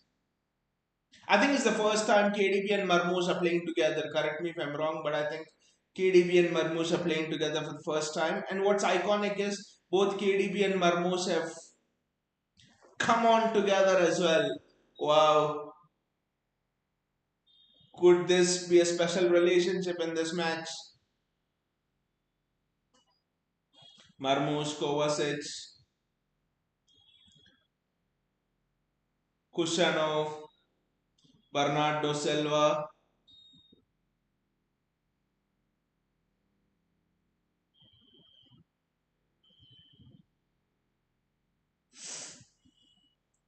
Just over the top. Just over the top. Gautam says now this game will open up. It's gonna be an end-to-end classic. Just look at the change. Just look at the change, Gautam. Just look at the change. What De Bruyne coming on has done.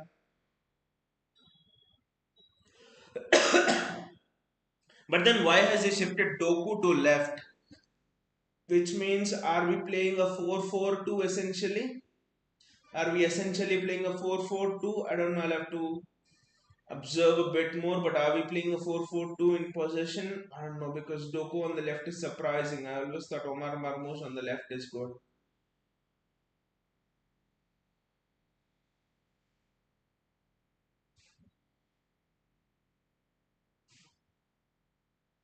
The referee wanted to pause and then City got the ball moving, so it's continued. Bernard, oh, fossil fuel. Bernardo is on the right. That's why he shifted Doku to the left. Bayaji, you have said Haaland pressing like 100-year-old. Then then how is Bernardo moving? What do you think? For me, Bernardo is moving slower than a fossil, prehistoric fossil.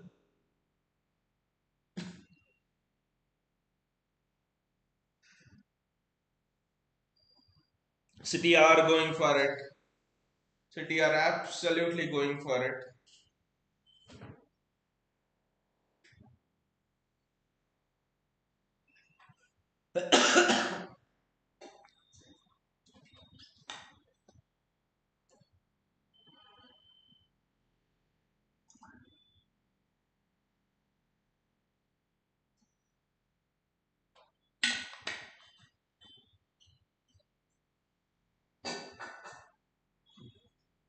I think it's a 4-4-2 to be honest, or maybe a 4-4-1-1.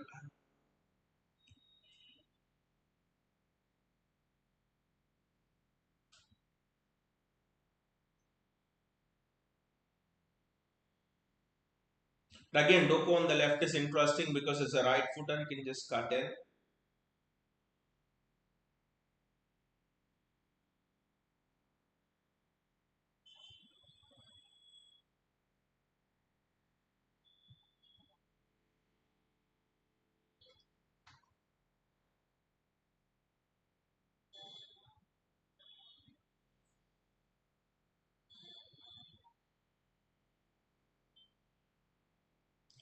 It's becoming an end-to-end classic.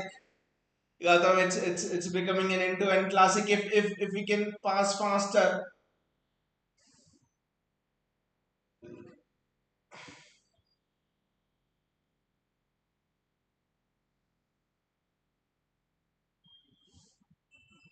I just don't understand this with Pep. I think I made the observation and I forgot. But I think at Spurs, you literally have Doku on the left and Savinho on the right, tearing it apart. But then you want to exchange the wings in this match. I don't know. I just didn't understand in this match why did Pep do that, especially in the second half.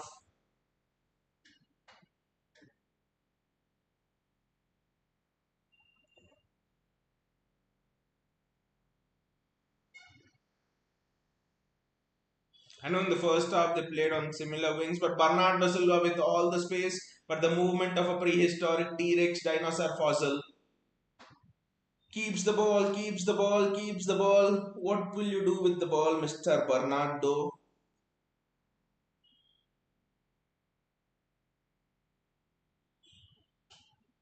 Kovacic? The only person now left is Ikai Gundogan. Even bring him on, and your prehistoric midfield set will be complete.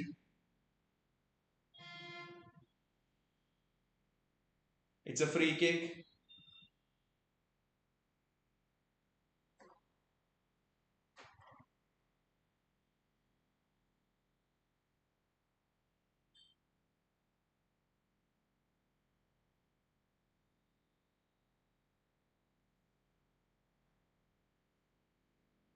It's a free kick, and it's interesting who will take the free kick. King Kevin is standing on it. Interesting, both Marmoush and De Bruyne are standing on it, and both are right footers.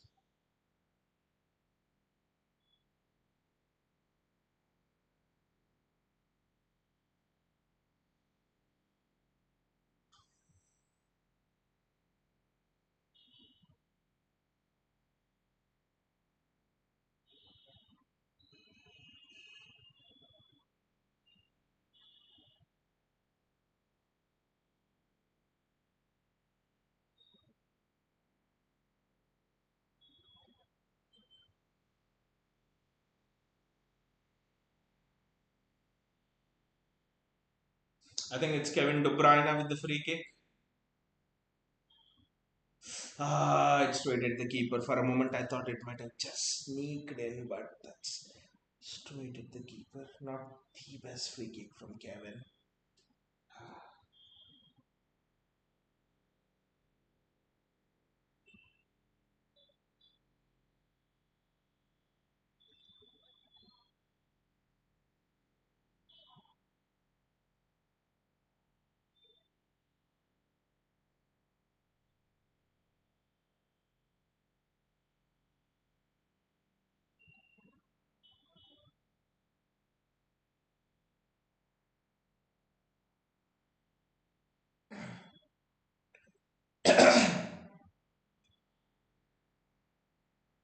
Rico Lewis does well not to lose the ball in the midfield at least. Kevin De Bruyne, Bernardo Silva to slow the entire game down. Ah, I think De Bruyne needs to attempt more balls like these. To be honest, yes, just slipped a bit. I think.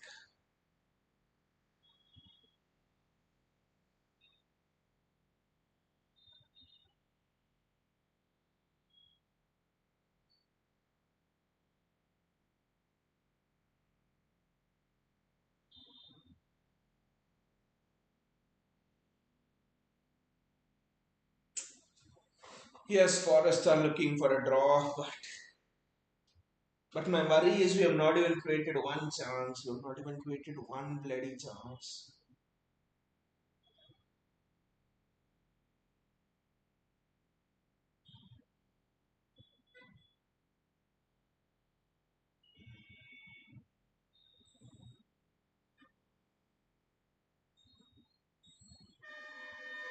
Substitution for Forest, but last 11 minutes literally.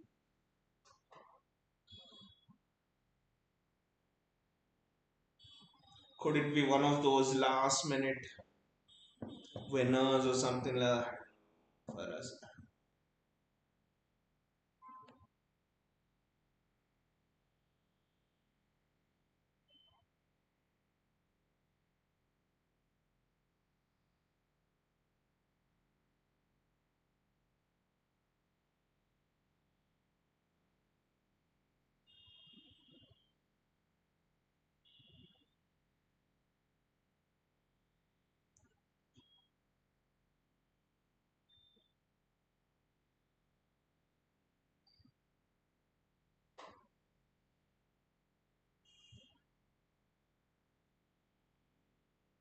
Kevin De Bruyne, sorry, Ruben Diaz.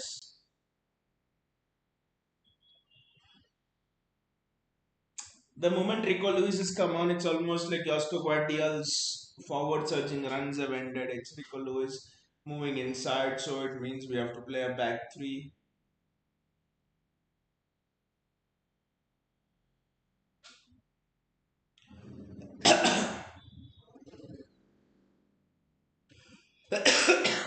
I don't know what Murillo is telling the Forest fans to cheer for when they're seeing a boring match.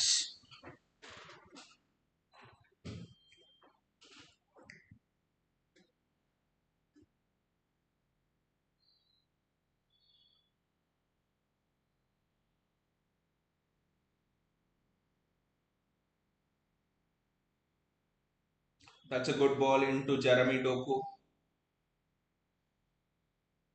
But now Forest is on the counter attack.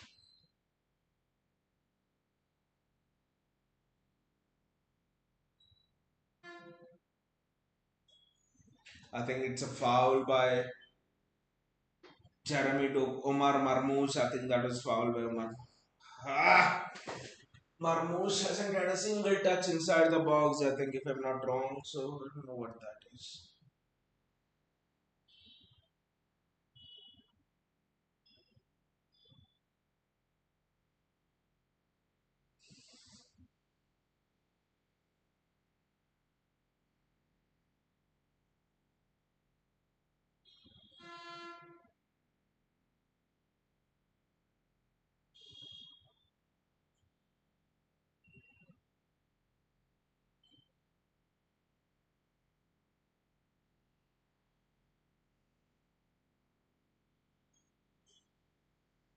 Bloody defend this. And Nottingham Forest player has slipped. Thought probably there was a chance of a counter there, but ah,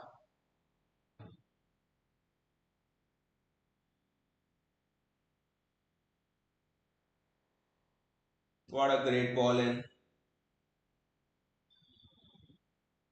And Hudson Odoi scores for Nottingham Forest. This had to happen. This bloody had to happen.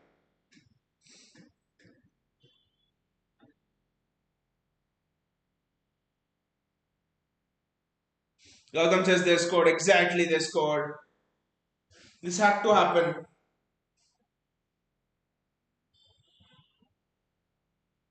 Look at Pep Guardiola there.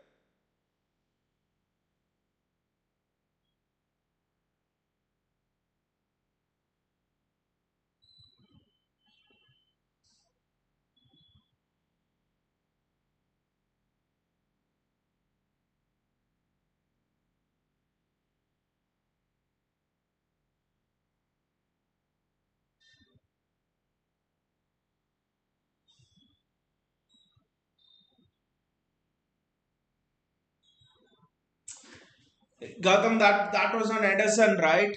Eddie F did up exactly, Gautam. That was an Edison. Easy save. There's no way Hudson Odoi should be scoring from there. Edison fucked it up. Easy save on your near post. You save that. What the fuck? That is an Edison. Easy save.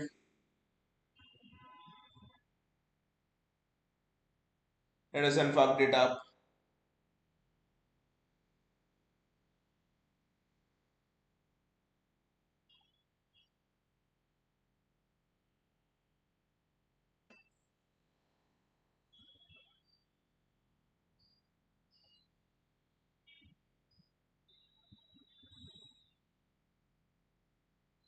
That was such an easy save.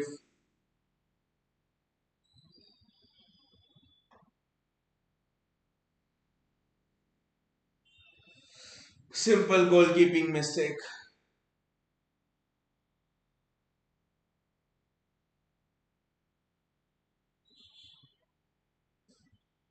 That is good defending there. Yep, the defending's been very good. And for the goalkeeper to do that, it's been that sort of a season, to be honest.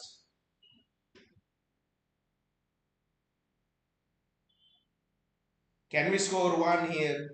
That is the question. Still time left in the game.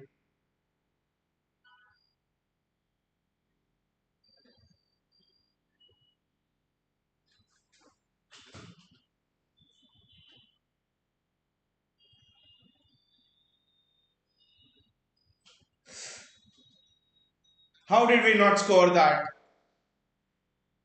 It was offside anyway.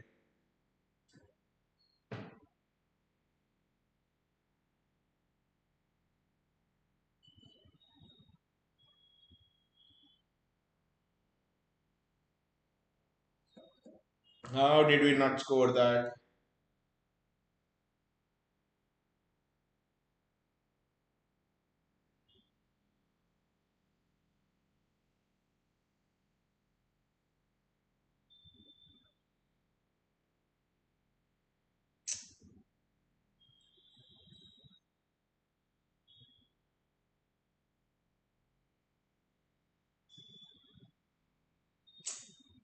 Edison just cannot let that go in.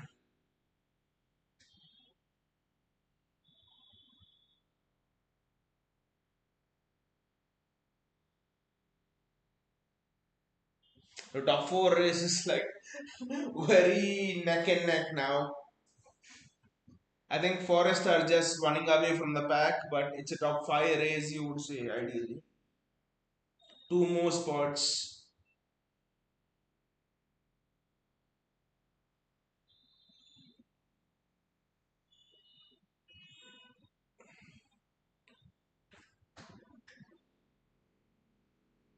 Gautam says Edison may be a great ball playing goalkeeper, but one thing that a goalkeeper is for his top. And that too, it wasn't difficult one, Gautam. He's made the difficult save. The Elanga one, which he did, was very difficult. Right now, I would take a draw in this match, to be honest, which we did not want to take at the starting. I would happily take a draw on right now. This is such an easy one. He just needs to put his body, that's it. It's at the near post. I don't know why he's left such a gaping gap. That's just schoolboy error. That's it. That's such a KDB. Can he produce some magic?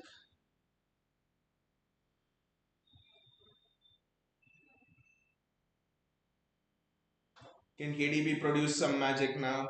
I think just bring James McAtee on. That's what I would say.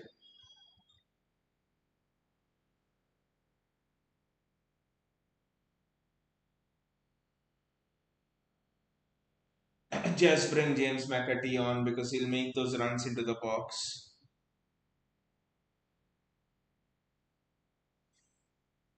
Bernardo Silva.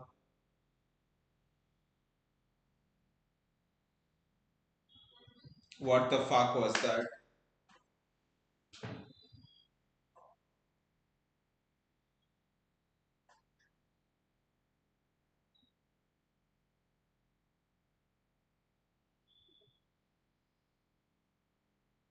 Forest move on to 51 with this. They're slowly running away from the pack, to be honest. Chelsea win, they'll be on 49, we'll be on 47. Newcastle win, they'll be on 47, the same points as us. This top four race is just getting harder and harder. Top five race, whatever you want to call it.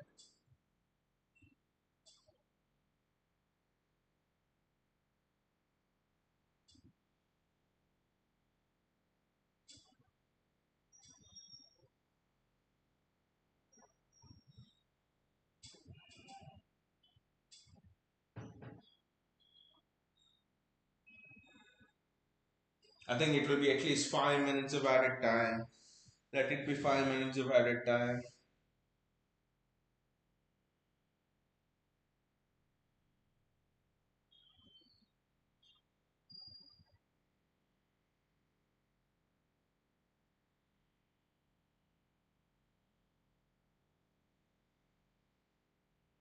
Can we score one goal?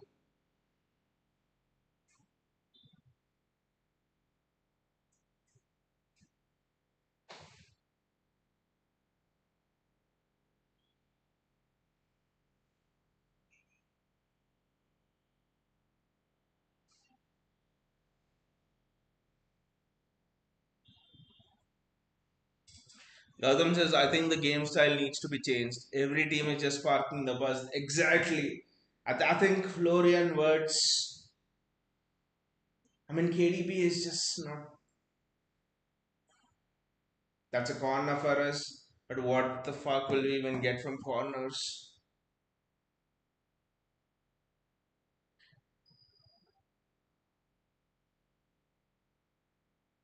Give it to KDB, Doku.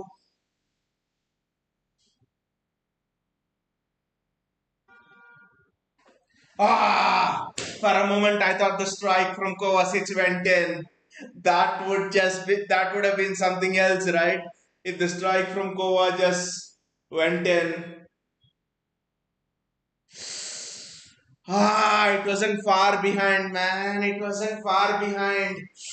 Ah, little bit of a curl here and there, and would have gone in.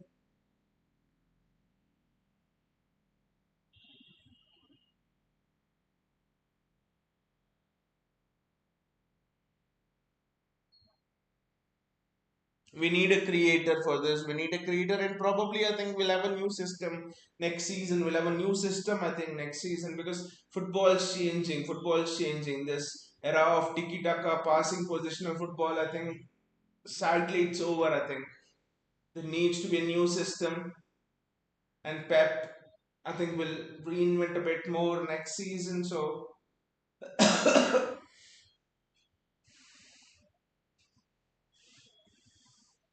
what the fuck was that in the midfield? I just do not know. Can we create one last chance?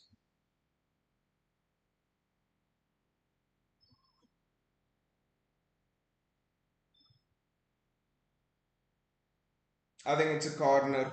2 more minutes. I think we'll have one last chance before this.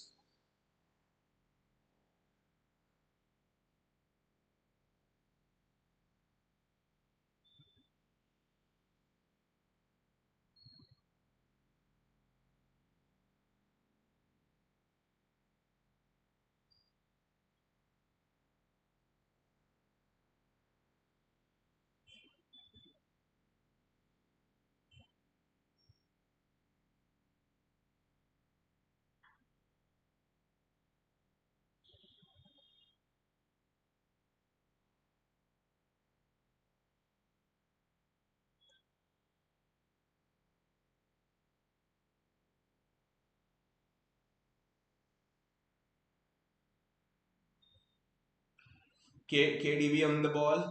Think one last chance, probably 93rd minute, so one last chance.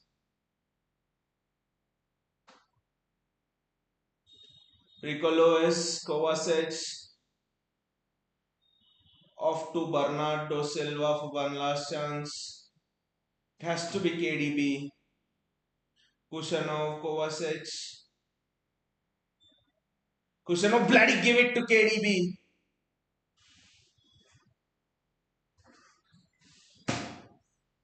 What the fuck was that from Kushanov? I just don't know.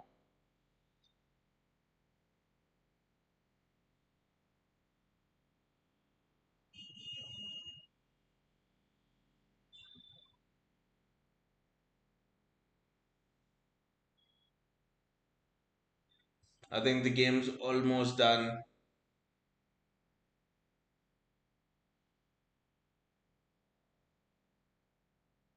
And the referee has blown the whistle. We all dreaded a draw, but no one expected a loss. The top four race just keeps on getting more and more interesting this season. Forest have definitely with this win. I think Forest have you could say that Forest have probably it's a top five race, not a top four race. So Forest have maybe made their place there. So two more spots remaining.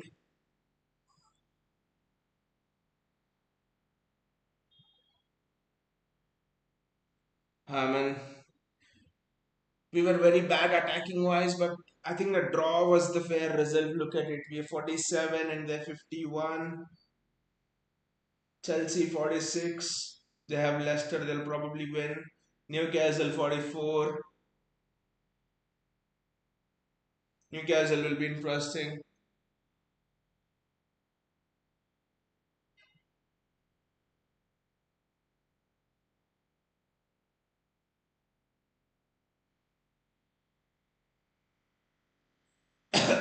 Look at Pep Guardiola there.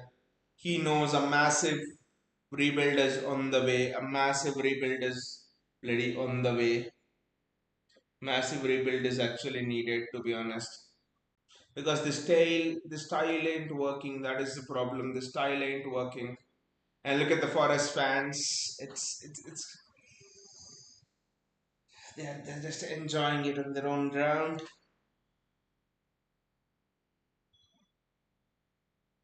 They're having their day out in the sunshine.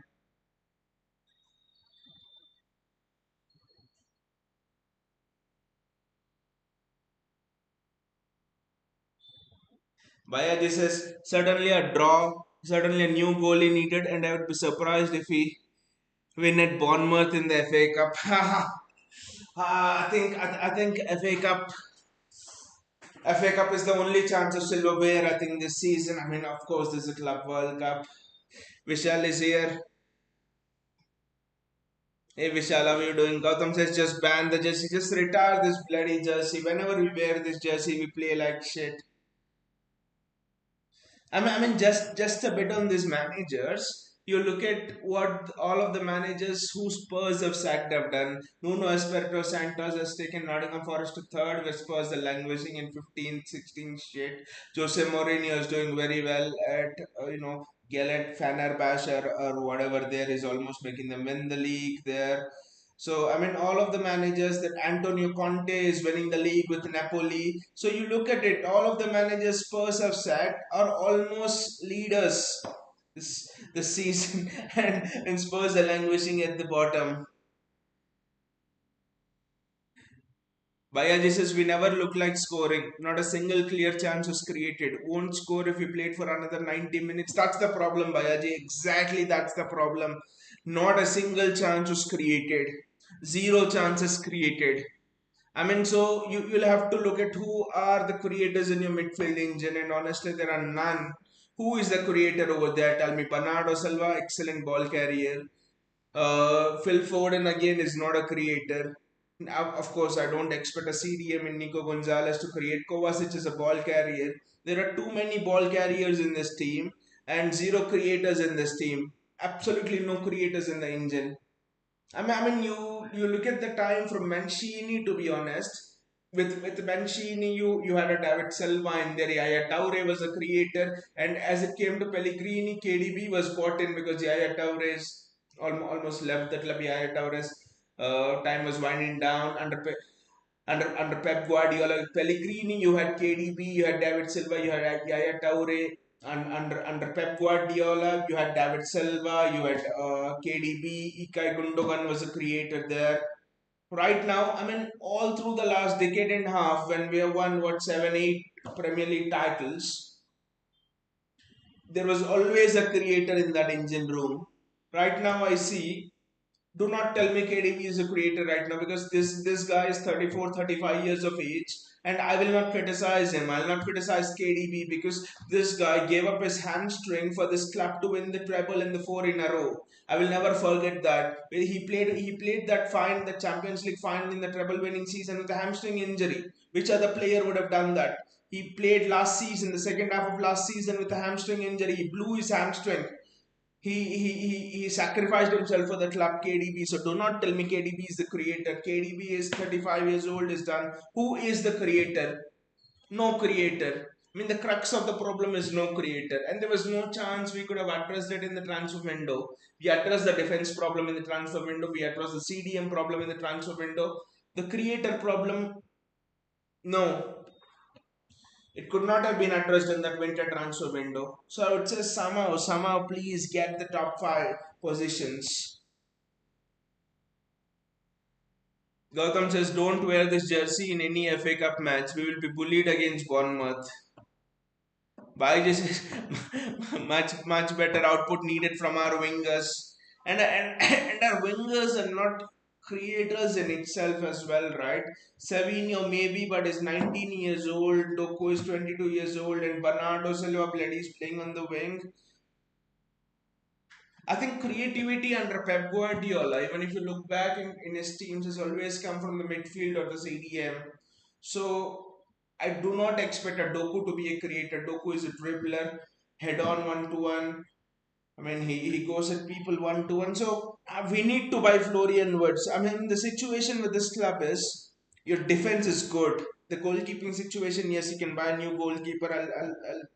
I'll come on to it a bit later, but the defense is set, the attack is set, the attack is world class.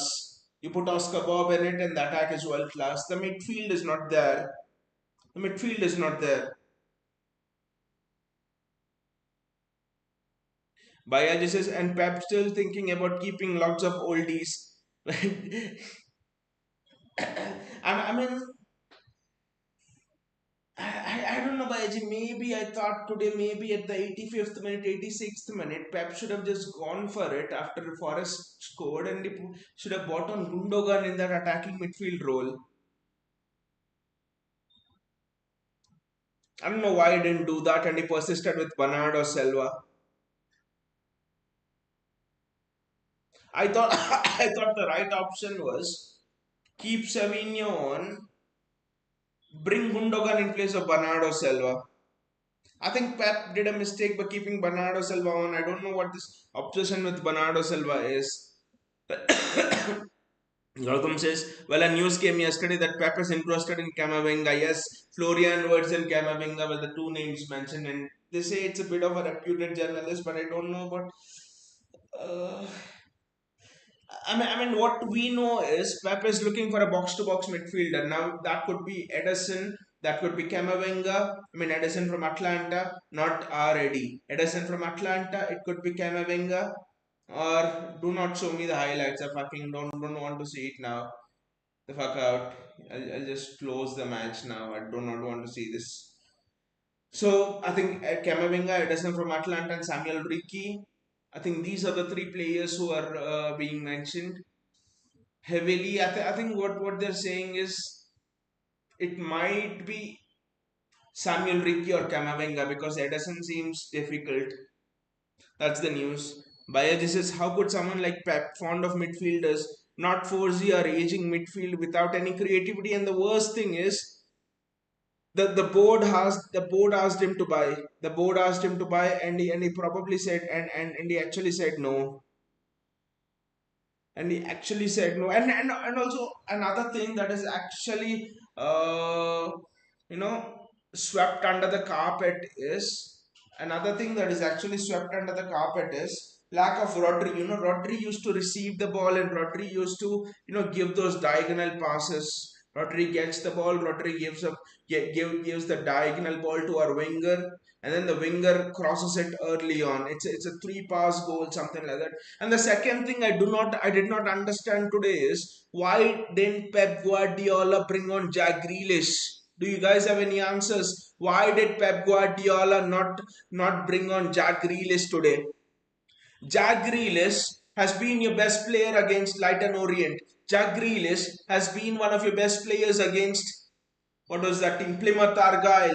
Jack Grealish, whenever he's come on, has done very well in terms of creativity. Those outside of the footballs and everything Grealish can give. Why didn't you? It was a straight swap, guys. Grealish on for Bernardo. At least when they scored the goal in the 88th minute. Grealish on for Bernardo. Simple. Why didn't Pep bring on Grealish? It's not like you have a trip away to Paris Saint-Germain or a Real Madrid in midweek. No, your midweek is free. You have nothing to worry about. There's an injury, there's an international break coming about, and all of that stuff. Why didn't Pep Guardiola bring on Grealish for Bernardo Silva? Because Bernardo Silva was shit. And who had the most pace in the match? The most pace in the match, especially when Savinho went off, was with Bernardo Silva. Imagine Jack Grealish in that space. Grealish can at least deliver a ball. Bernardo Silva cannot bloody deliver a ball. Bias says Foden has disappointed fans and Pep the most. The first half of the season, there was an interview by Aji where Foden spoke and he spoke about the mental saturation, the mental struggles in the first half of the season, and he's still recovering from it.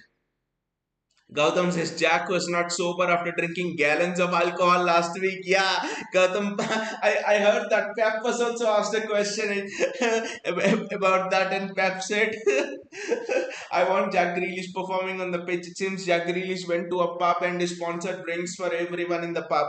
He paid £500 and drinks were free that day on the pub. Well, Jack Grealish is living the life, man. Jack Grealish is living the life. but but but honestly, I would be surprised if keep Bernardo Silva next season. He is offering you bloody nothing. Bernardo Silva is excellent in a match when the opposition is pressing you. Not in this match when he has the ball. He's not the player for a match like this. You need bloody creativity. You could have at least bought on James McAtee to see what he would have done, but no. I would rather have a shit end to the season with James McAtee, Nico Riley, and Jack Grealish starting than put up with this shit of Bernardo Silva and Dikai Gundogan. What the fuck? Now we have to hope bloody Chelsea lose. See, the only reason why I'm confident about us getting top five is because the teams below us are jack shit. I mean, jack shit in a way. Chelsea is inconsistent. Newcastle, you just don't know what's happening there. Gotten suspended for 3 matches.